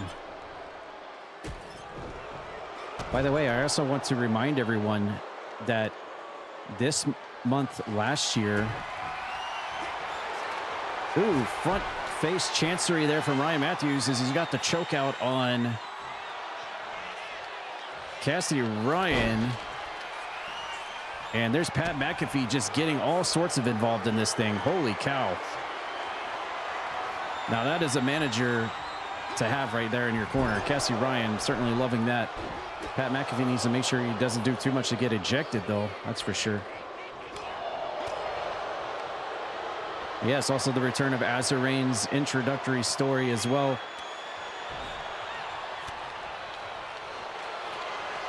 Cassidy Ryan, good old-fashioned abdominal stretch on Ryan Matthews, but he breaks out of that one. And a quick roll-up inside cradle from Cassidy Ryan, looking to steal it. But what I was going to say earlier was... Yeah, where's the repo band been? This month last year, I believe we did not have an actual CPW PLE. Oh, look at that perfect plex from Cassidy Ryan. Look at that bridge. Oh, and almost gets him with it. We did not actually have a pay-per-view event for the month of May last year because I was on my trip to Detroit to have my tornado interview, so we didn't do one. So what that means is at the end of May, we will actually have our first ever May pay-per-view in a few weeks for CPW because it did not happen last year. So that should be fun. As we see Pat McAfee once again distracting Ryan Matthews. Oh, he is danger close from getting ejected. Running DDT. Fuck Wall Street. Fuck Wall Street. Fuck Wall Street. And for the first time, oh, is he out? Oh, Pat McAfee's out of here. Pat McAfee is out of here. Oh, look at that. And Cassie Ryan's not going to like that. And now he's bleeding, courtesy of a DDT. Things are starting to go downhill here for Cassie Ryan. Look at that belly-to-belly suplex from Ryan Matthews. Is this going to be the downfall of the castle here? Look at this. He's got Ryan Matthews up. Oh, and now he makes Ryan Matthews bleed. Now they're sharing the blood tonight with the face plant into the mat on Ryan Matthews and a kick out of 2. Very close match. Back and forth. At least you can say that much. Numerous knee drops to the Money in the Bank briefcase holder. Cassidy Ryan. Oh, is he going to finally win one with the feet on the ropes? No. One of these times it'll work. It actually has. Not very often, though. There's a standing switch, go behind. And Cassie Ryan playing with Ryan Matthews here. Slap to the back of the head, showing the lack of respect even for a creepy looking guy like Ryan Matthews, that's for sure. Thank you for the hydrate and a neck breaker. As we see Cassie Ryan with a cut on his right temple area.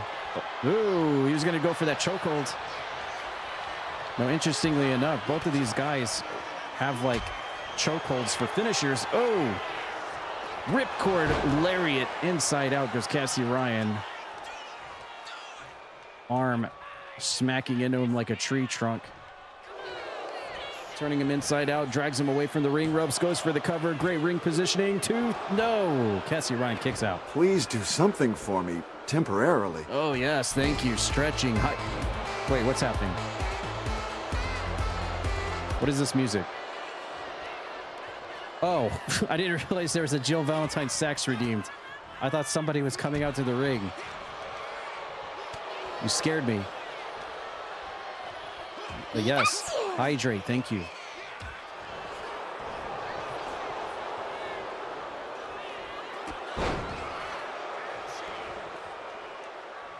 What a match. This has actually turned out to be a pretty good match here. Ryan Matthews versus Cassie Ryan. Out of the corner. Oh. Oh, he's going to do it to the other side. Look at Ryan Matthews. Smacking him on both sides of the ring. Cassie Ryan with the reversal. Go behind. Rear waist lock. Spins him around. Toe kick.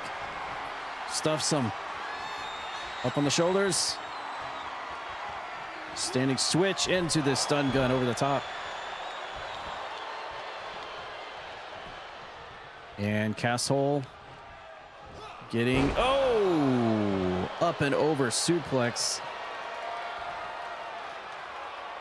Ryan Matthews in the driver's seat. No, he tried to go for it. Wow, they are just reversing the shit out of each other's finishers. That was a double finisher reversal. That is crazy. Cassie Ryan now trying to figure out what to do next. Standing go behind. Couple of whacks to the back. Outside the ring we go. This has certainly turned into a main event quality match for sure. Oh my God, he's going to risk it all. Here he goes. He connected. He actually connected. Oh, well, look at that. He pulled out a Hurricane Rana.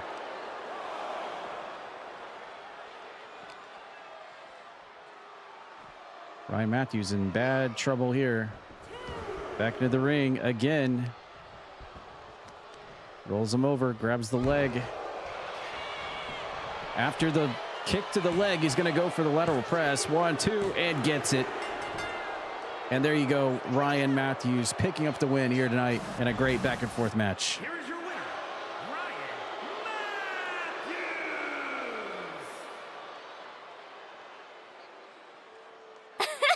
Matthews. GG.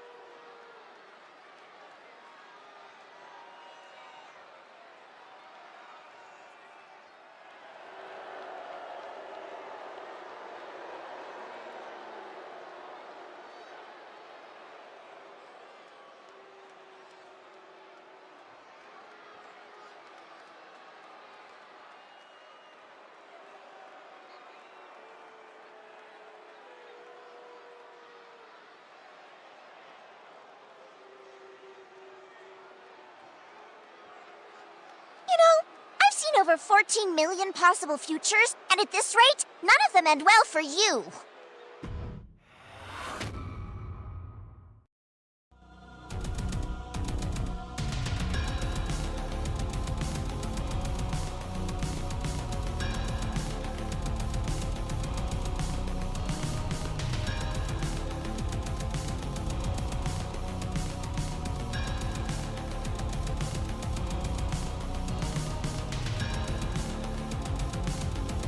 Hey, fuckface.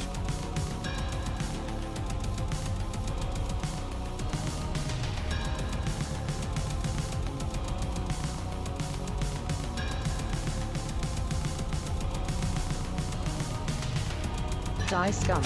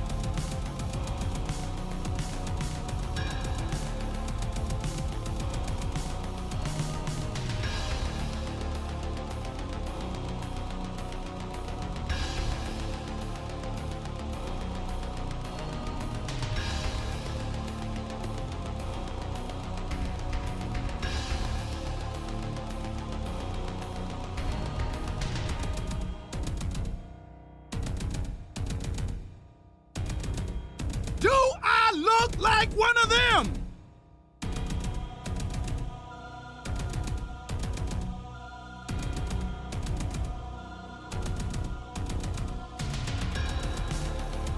You were almost a jibble sandwich.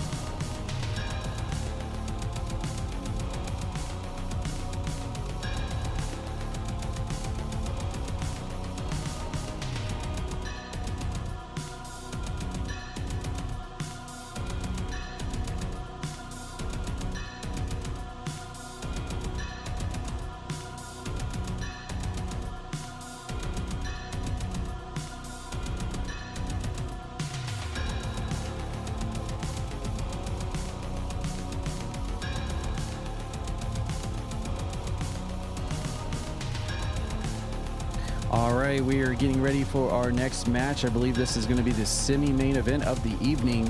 Thank you, everyone, for tuning in tonight and watching so far. It's been a good show. We're about to get this second to last match going here as we get... Wait, hold on. Wait a minute. No.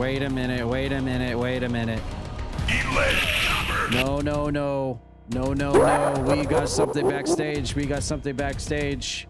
What is happening? Hold on. Let's get a camera back there. Can we get a camera back there? What is this? Wait. What? Oh no. Another assault from the evil psychotic clowns. Azarine and Mike. Okay, that's Azarine. That's Mike Metal. Azarine and Miles Wildmore again. Another randomly targeted person on the CPW roster. And this time it looks to be Mike Metal. They are just running roughshod through everybody on the roster here, looking to probably try to permanently put everybody on the injured reserve list, trying to make Comatrix's job a little bit harder. Let's see if Mike Metal, of all people, can try and fend off this attack from these two psychos. Oh my God. And also, we had a donation. Did we get a donation? Did I miss a donation?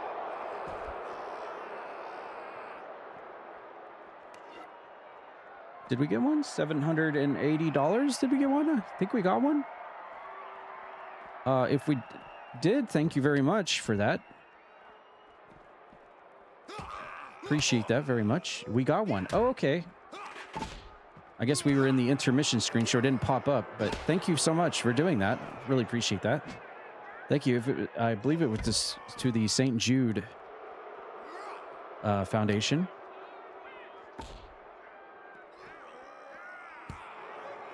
You sent one earlier. Thank you. Appreciate that.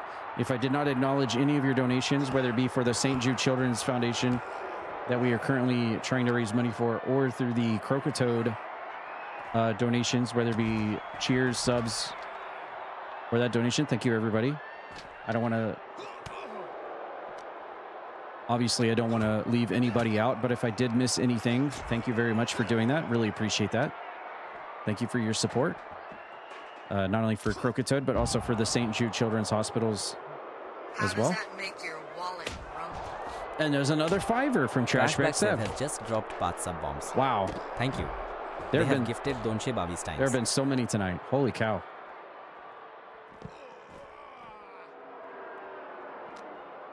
Thank you so much for that. You guys have certainly popped off tonight. That is for sure. Thank you for the support. Meanwhile, Mike Metal really needs some support in the backstage area here. He is getting absolutely ambushed. He had a match at the start of the show. He defeated Shadow Chrono. Oh my God. Yeah, we need the Young Bucks here. 1337 bits for the channel. Somebody needs to help Mike Metal. He's in big trouble. Uh-oh. And look at Miles just laughing crazily on the pallets. Why Mike Metal? Stay fast. Nothing but bits. Well, I guess why anybody, right? Thank you for the biddies, Feats. Appreciate that very much. Feats Games has just dropped 163. There never is a rhyme or a reason for any of these attacks, is there? Thank you. Cheers 163. I don't think there's a systematic game plan here. I think they just lurk in the shadows. You are cast. I think they just lurk in the shadows until they see someone picked off by themselves as an easy target, and they just go for it. Oh my goodness. Unfortunately, it seems, well, Mike Metal is certainly trying his hardest to fight them both off, but this is always going to be an uphill battle. And we saw what these two maniacal clowns, these crazy psychopaths, did to Diamond. Put her in the hospital by cracking her neck into a car door. Terrible, despicable actions from Azarine and Miles Wildmore. Oh, and now they have found their next target here tonight, it being Mike Metal, as we are backstage here. And this is just bad. I really don't know how this is. Okay, we're getting teamwork here. Azarain and Miles Wildmore working together to hit a suplex on the concrete. There's no protective padding back here. Oh, we're getting dangerously close to that car. That car that was used in that brutal assault on Diamond last Tuesday. And look at Azarain just laughing about it. He's going for a trash can now. Well, never mind. Taking a bow. He's awfully proud of himself. Not sure where Miles went. I don't know what Mike Metal... Not sure what Mike Metal was doing there. I guess, well, it worked. He knocked them both out for now. I guess the distraction was the game plan there. Oh, here we go. Uh-oh, Azarain. Oh, Mike Metal fighting out. Drop kick to the back. These 2-on-1 odds are just gonna always be a... Uh-oh. Uh-oh. Oh! Well, that's a trash can yeeted into the back of your head. Oh, look at that. Reverse that. Oh! Pele kick from Azarain. He's got those spiky boots on, too. Those spiky shoes. Look at this. Mike Metal actually fighting these two off.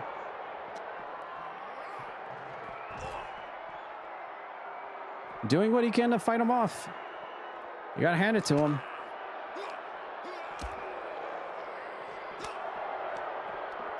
Uh-oh. Uh-oh. Okay, we did get that one. I did hear that one. Thank you. Was that a $5 donation from Fuse for Spins? Thank you. Appreciate that. Thank you, everybody. We are inching ever so close to our $1,000 goal to St. Jude this year. Thank you, everybody who's contributed. Appreciate that very much. Well, Azarain is going off somewhere. Oh my goodness, Miles with a kick to the face of Mike Metal, completely busting him open. But look at this. He's not giving up. Man, look at the scarring, the bruising. Mike Metal is completely covered in bruising, scarring. What is Miles is opening the ambulance. What are they? What are they? What are their intentions?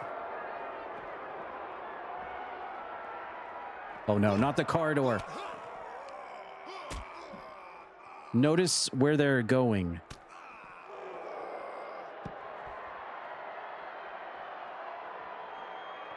Well, Miles in a very interesting predicament there. Oh, and he gets cuttered. Wow. I think that hurt Mike Metal more than it did Miles, though. Yes, I appreciate that. I mean, obviously, any amount is amazing, so thank you. It doesn't matter what the amount is. Just the thought that you donated is amazing in itself, so thank you. It's definitely been a collaborated effort to get us to $785 of 1,000, so thank you to everybody, regardless of how much you've donated. Really appreciate that.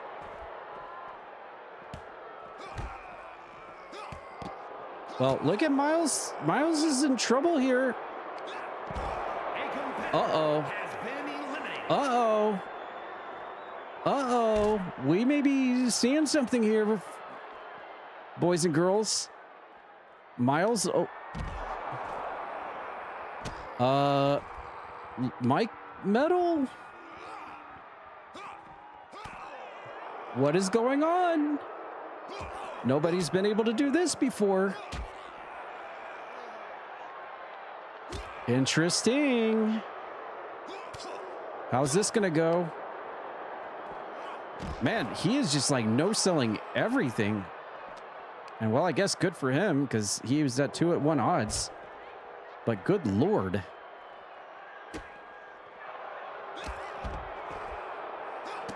Well,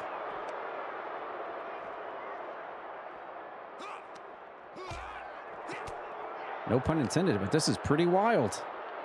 I would have never guessed that Mike Metal would... Oh, no. What? He's trying to do... He couldn't do it. He couldn't do it. He was going to try to do it. He couldn't do it. The AI broke. Oh, another one. Thank you. $15. $15 brings us up to $800 of 1,000. Thank you, Feats. Appreciate that. So we are now $200 from our goal for 2026 for St. Jude. Thank you, everybody. That's awesome. Appreciate that very much, everyone. Thank you. Well, Mike Metal has got a finisher locked in. He may be going for this cutter on Azarain, and he got it. If he... Wow, he might actually put away both of these clowns here tonight. That is incredible. Is he going to do it?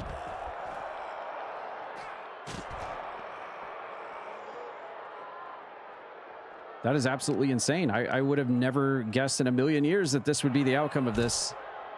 But it seems to be going that direction.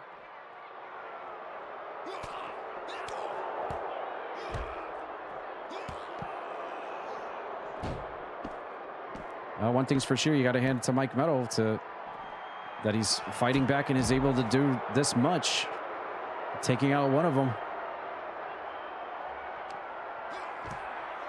He's just reversing the shit out of everything. Crazy.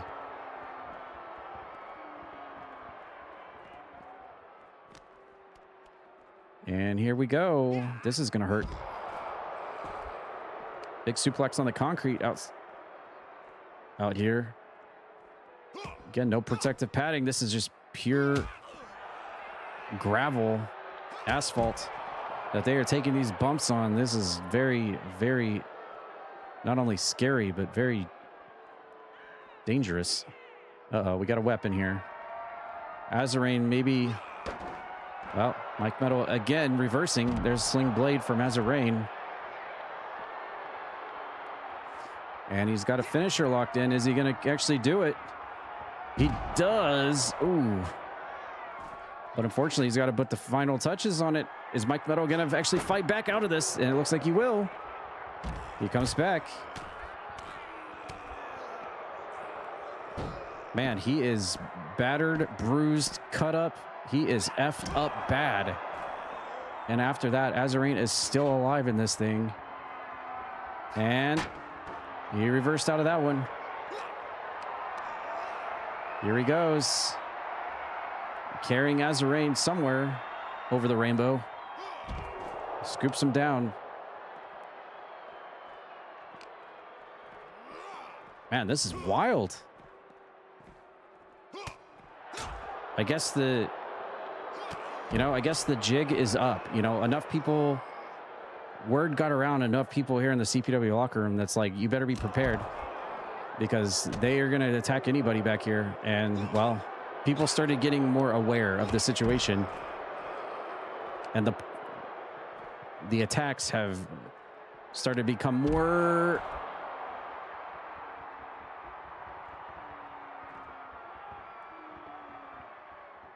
Well, I thought that was going to be it, but we have a double down. Good Lord. Okay.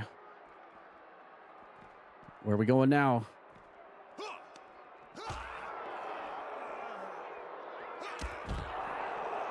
Well, there's Azarain.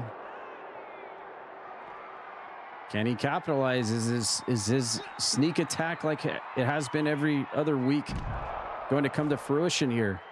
It has certainly taken it out of him. Jeez. And we're double downed again. Wow.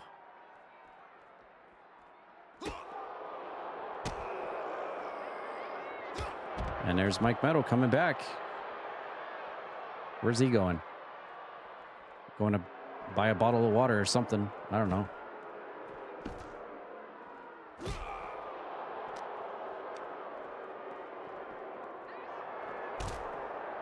Miles is just completely laid out.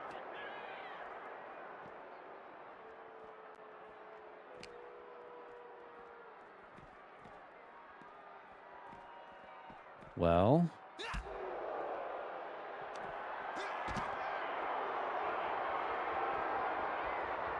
Oh.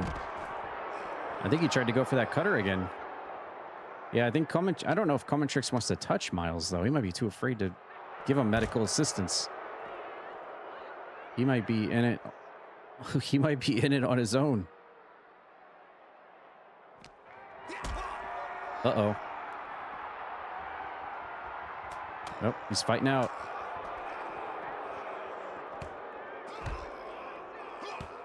Ah, what a combination. Youch.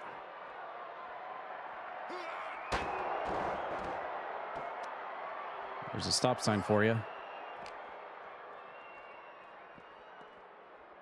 I am just absolutely shocked that this has turned into what this has turned into. This is crazy. The fact that he has turned it all the way around, actually eliminated one of them, and is on the verge of eliminating the other one. This just goes to show you never know what the RNG is going to do, even in a 2-on-1 situation.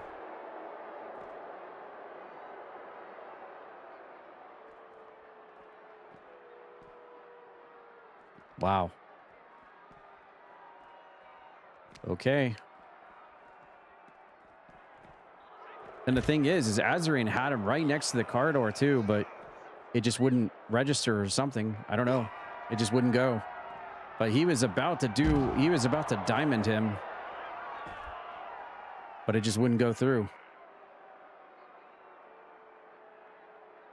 All right, double downed again. Something's got to give here.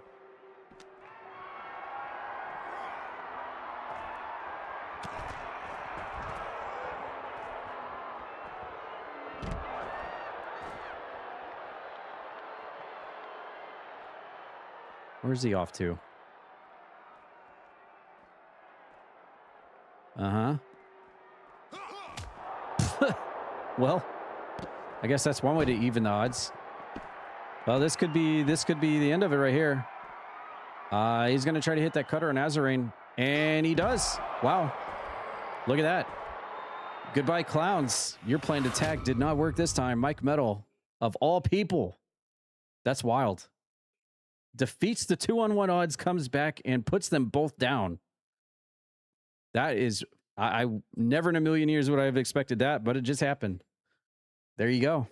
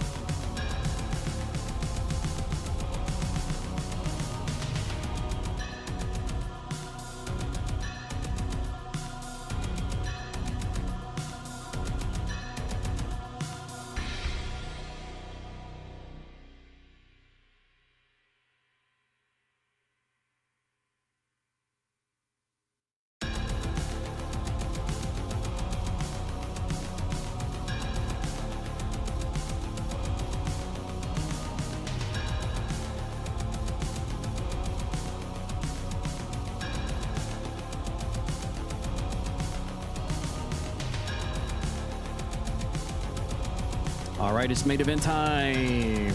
Let's get it on.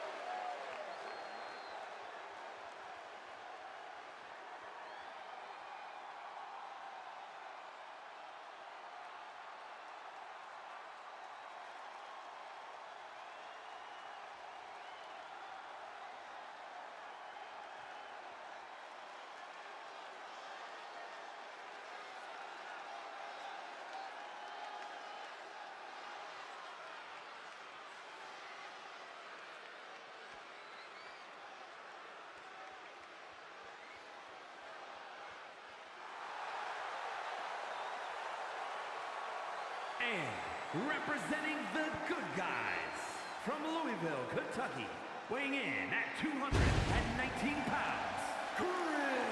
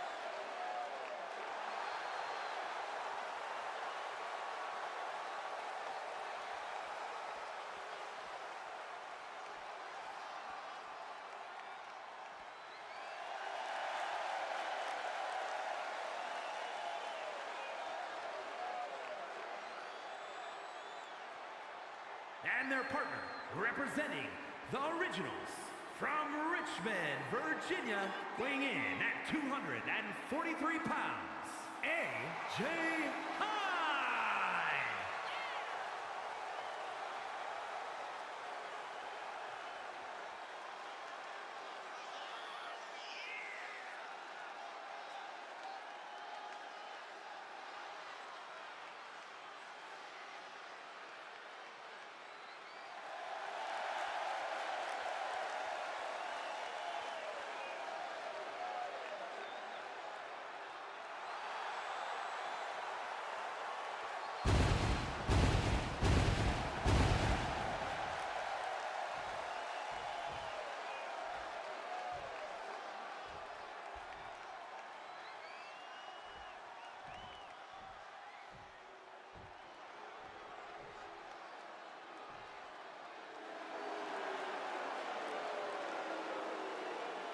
and their opponents. First, from West Memphis, Arkansas, weighing in at 335 pounds, Jeremy Moore.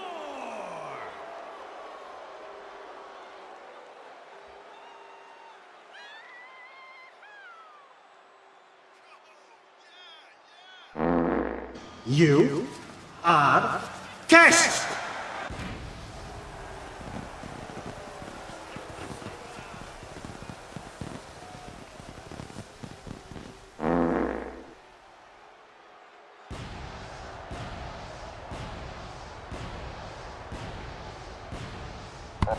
Did you guys ever see the RAJI loading screen tonight? Did that one come up?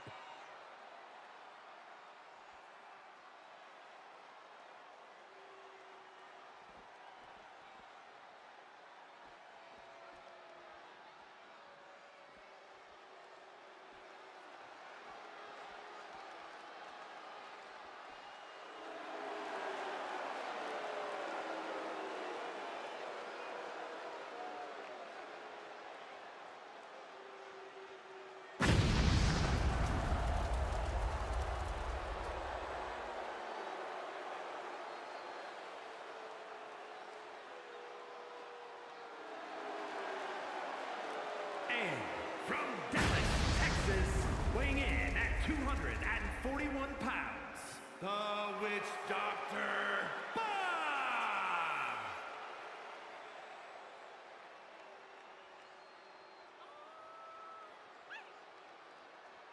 Toasty!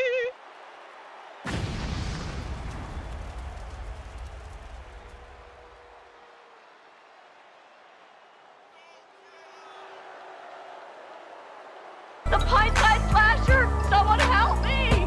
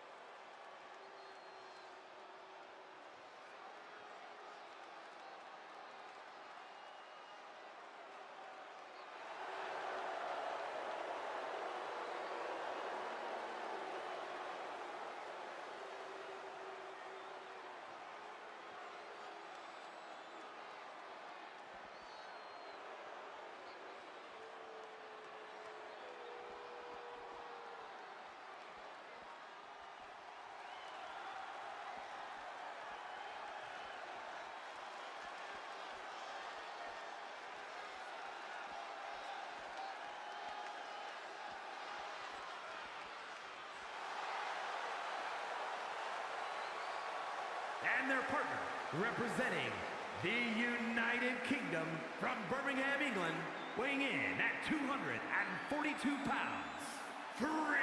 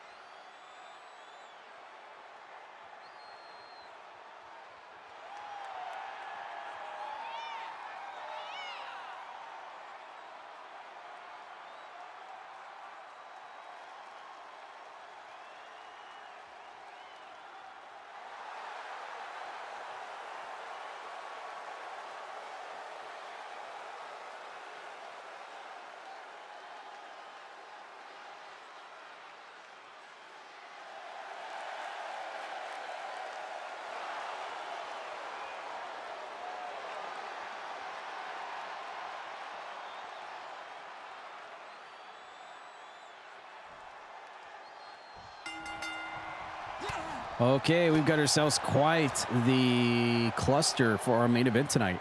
The World Heavyweight Champion Spinny. Well, welcome to the big leagues, kid.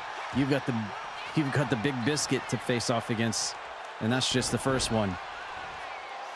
She's allied up with Grem and Hype tonight to take on Wizardboz and Feats over on the other side of the ring. Of course, we know Hype and Feats are about to engage in a little bit of a little rivalry amongst themselves. So they've been added to this matchup here in our main event. Of course, the other 4 competitors involved are basically mainstays in the World Heavyweight title division, all of which are former champions or the World Heavyweight Champion. Like, could you imagine Spinny having to defend her World Heavyweight title against RAJI? That would be an interesting match. But we're seeing it right here as part of a 6-man tag to start things off. So far, she's striking the hell out of him. Punching, kicking, just doing whatever she can. And RAJI just can't seem to... Nope. Rolls out of the way, tries to take out his leg. Uh-oh. You done pissed him off. And what does he do? He goes straight for the roll-up. Which goes nowhere. Off the ropes. Oh! Nobody home on that pancake.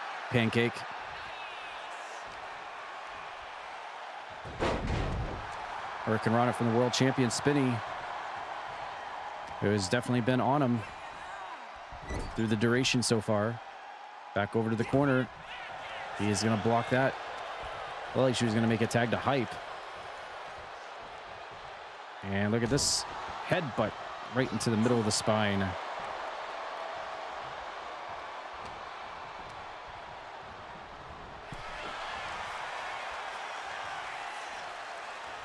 We got RAJI propped up on the ring apron. Outside of the ring, here comes Spin. Wait, what is she going to do here? What is this? Oh my gosh, she's going to... Oh, death DT to RAJI.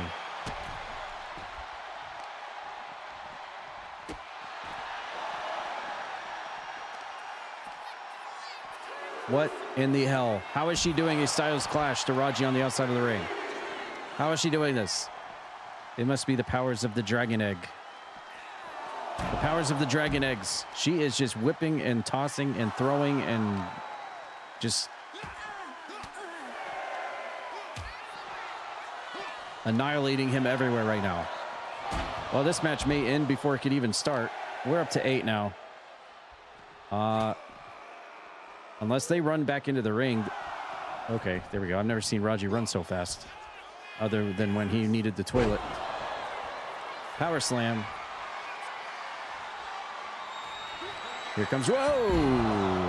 Well, there's a pounce. Now that is the pounce. And here comes Grem to make the save.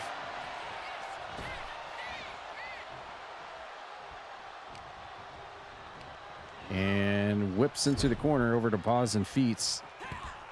But she cuts that one off. Go behind from the world champion. Whoa, Poison Rana, how? How did she physically do that? Tag made. Here comes Grem. Yet another rivalry in the land of CPW. Grem versus RAJI. Well, nope, the springboard did not work. Nope, Spinny is conflicting with the procedure. So it did not work. Grem a little bit faster though. And there's a tag made. Wizardboz is now in. The first ever World Heavyweight Champion against a former champion. Look at Feats. Taking the ankles from the outside, doing some work, and just kicks Grem right in the face.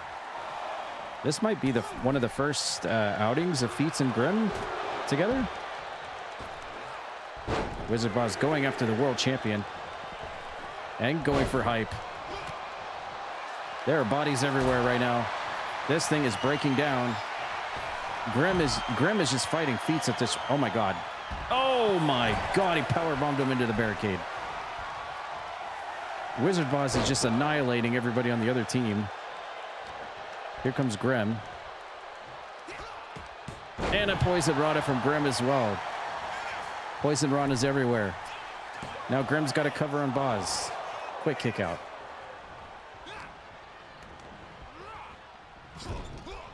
And wait, I forgot. Who's the legal person? Who's legal? Wait, what? Okay, Boz is legal. Yeah, okay. Wow, there was so much happening there, I completely lost track of what was going on. Uh-oh, pizza punch time. Pizza, pizza, pizza. Into the side of the face.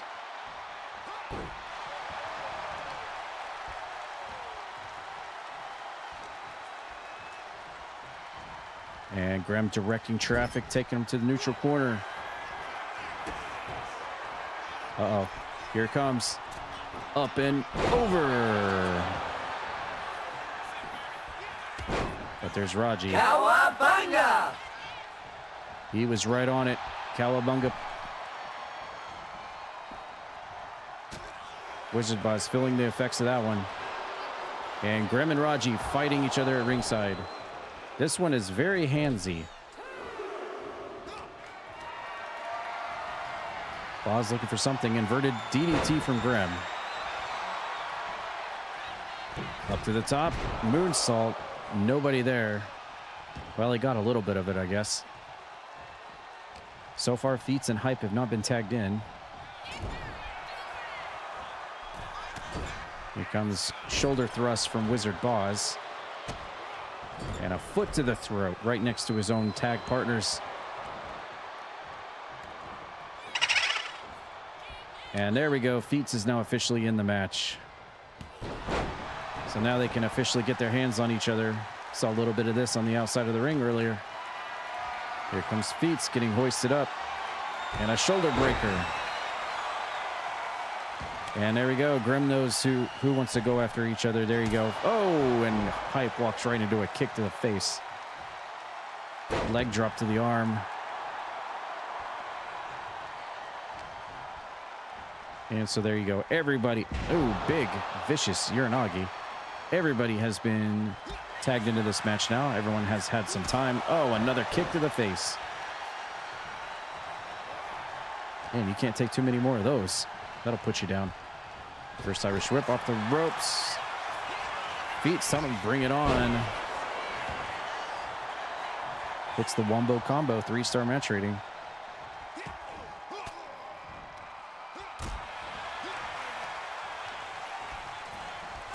And a whip over into his corner. There's a tag. And we're going to get some team moves from Hype and Grem. Grem back in. Drops the elbow on Feats. Trying for that moonsault again and misses. Diving tag. Here comes RAJI. This is the match we remember. Oh, senton. With Grem being the first world champion and RAJI becoming the second world champion of CPW. Getting flashbacks to last year. Almost about this time last year was RAJI winning the World Heavyweight title, becoming the second ever champion.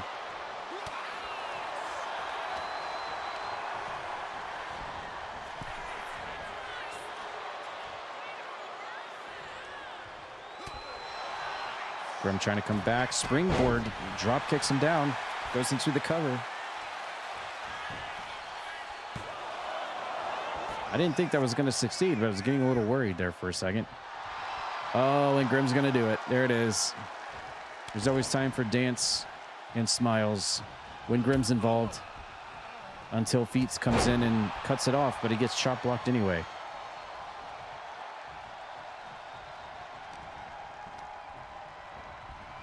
Reverse whip off the ropes. Double forearms. Grem now, leaping tag. Here comes Spinny, the world champion of CPW, to do battle with Feats. Except he turns his attention to Grem. Or not. Dives, rolls, dodges, and flips.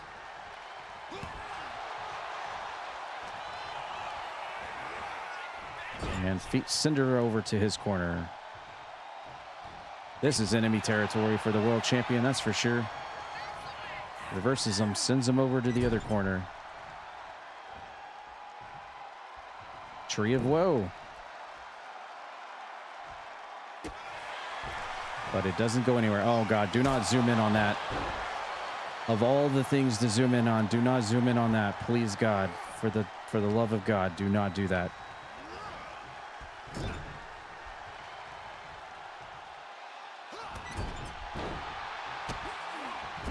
All right, foot to the throat of Spinny. We got a 3.5 right now. It's been pretty back and forth, I will say. Reverse whip.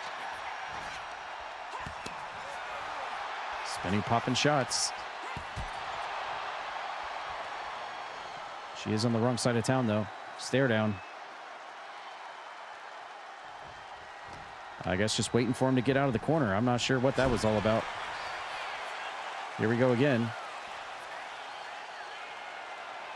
I think Spinny's getting hit with confusion. It's super effective.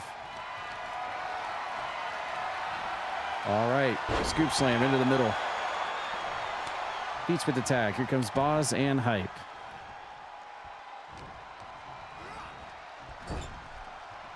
Hype now sent into the corner. There we go. Wizardboz broke the trance. Back over to the other side.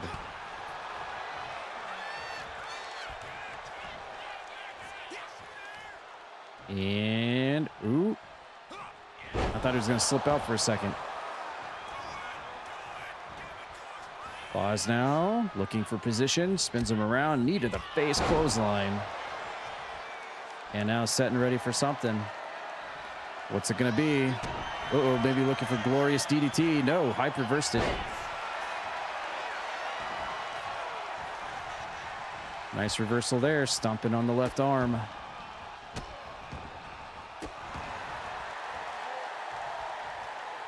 Trying to pop those tires. Boz comes back. Whip into his corner. Oh, look at that. Hype coming back. Hold the old Uno reverse card on him. Ooh, up top we go. No. Declined. There goes Boz again into the corner. Okay. Racing across and a clothesline into the corner. Hype going for the legs. Boz kicks him off.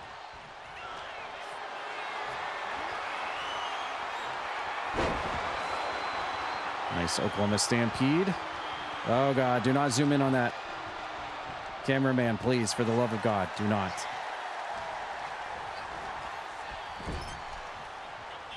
Hype back over to the other side. Another reverse. Yes, I'm fully anticipating that to happen at any moment. Of all the places for the camera lens to be zoomed in at. Hype really wants to do some kind of top rope move. All right, here he goes. Just yanks Wizardboz off the top rope. Whatever works, I suppose. Oh, what was that, a Coke breaker? Hype. I think that was a Coke breaker on Wizardboz.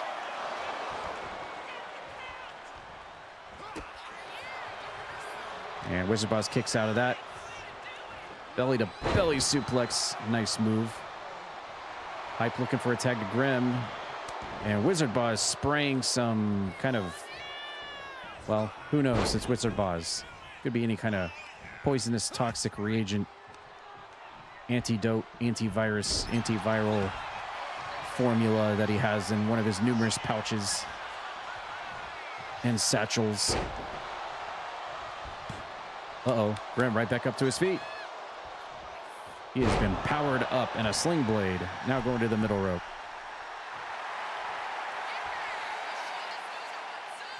He's feeling the Go Ninja Go. Oh, nice move. Diving DDT. Boz. Cracked head first in the mat, but kicks out.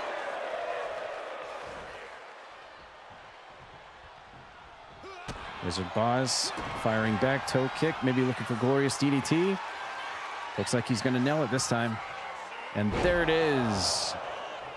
Connects on Grem. Devastated.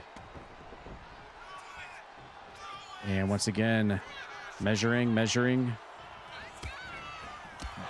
Nice combination move. And again, Boz has got something else up his sleeve, up his robes. Oh, he's going to go for a double. No, nice counter. Northern Light suplex from Grem into the bridge. 2, almost got it. That was danger close to 3. Up on the shoulders. And turns him around inside out. Do-si-do on the CPW logo. Tag made. Spinny's in. 4.5 match star rating, by the way. Dodges, dodges, more dodges. Spin wheel kick from Wizardboz. And a tag to Feats.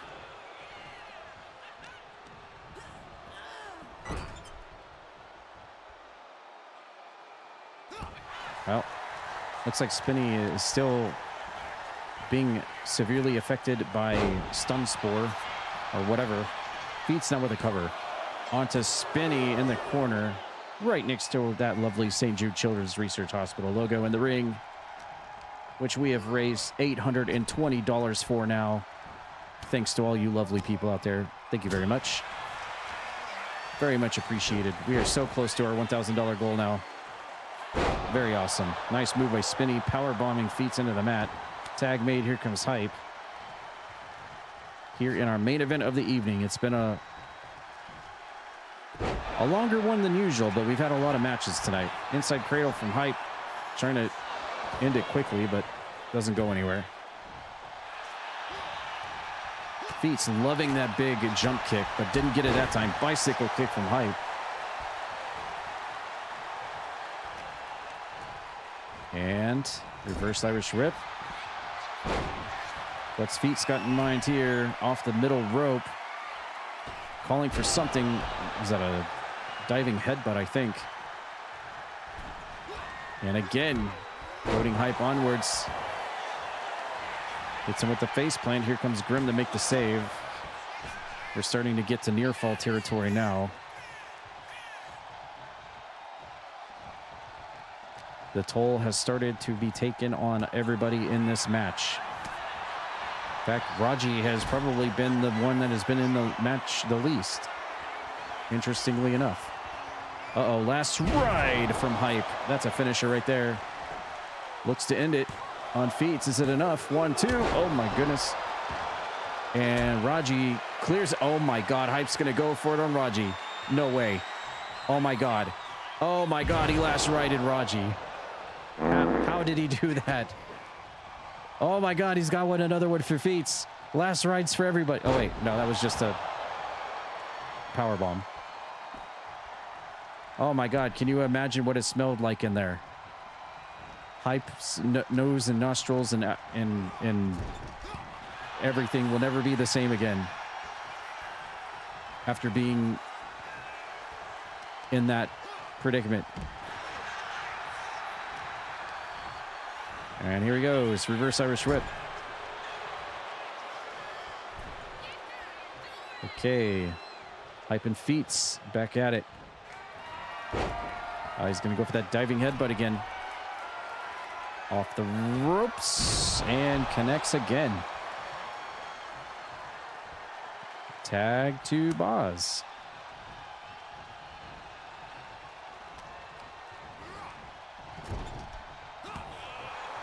Well, Boz was trying to go for something. Hype not letting him do it. And another reverse Irish whip. Not quite yet a 5-star match rating, but we are definitely getting close. Ooh, look at this. Wizardboz just scratching the face of Hype. Tearing at his face.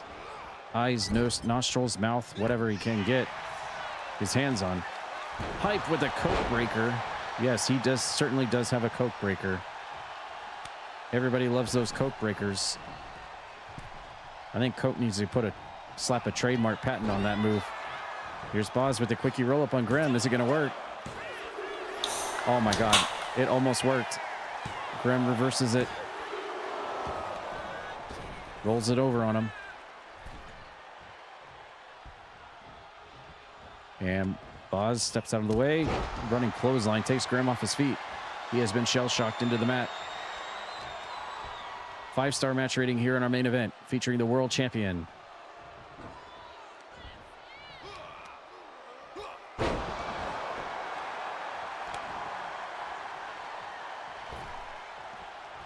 Boz in the corner. Here comes Spinny.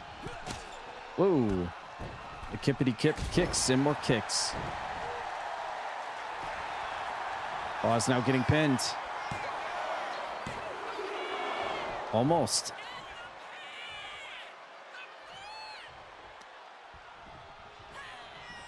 Almost got it there. Off the ropes goes Boz. Catches him. Oh, there it is. Dragon twist cutter. First time we've seen that tonight, and Feats is immediately in. That was finisher time right there. Spinny's got another one, though. Is it going to connect? No. Boz dodges out of the way of that one. And so does she. Into the corner. Tag made. Grem and Spinny working together. Knees, knees. And a double suplex onto Boz, who rolls out of the ring.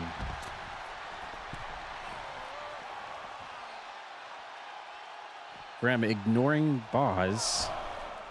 Well, I'm not sure. Okay, he's going after Feats and RAJI. And, of course, RAJI's going to make him pay for it. He connects on Feats, but can't get it on RAJI. Here comes Boz, and here comes a pizza punch. Another slice for Wizardboz. And goes for it. I'm surprised RAJI isn't trying to make the save here, too. Wow. That was a very limited RAJI match in general, as Grem picks up the win over Boz to win it for his team here tonight in a main event.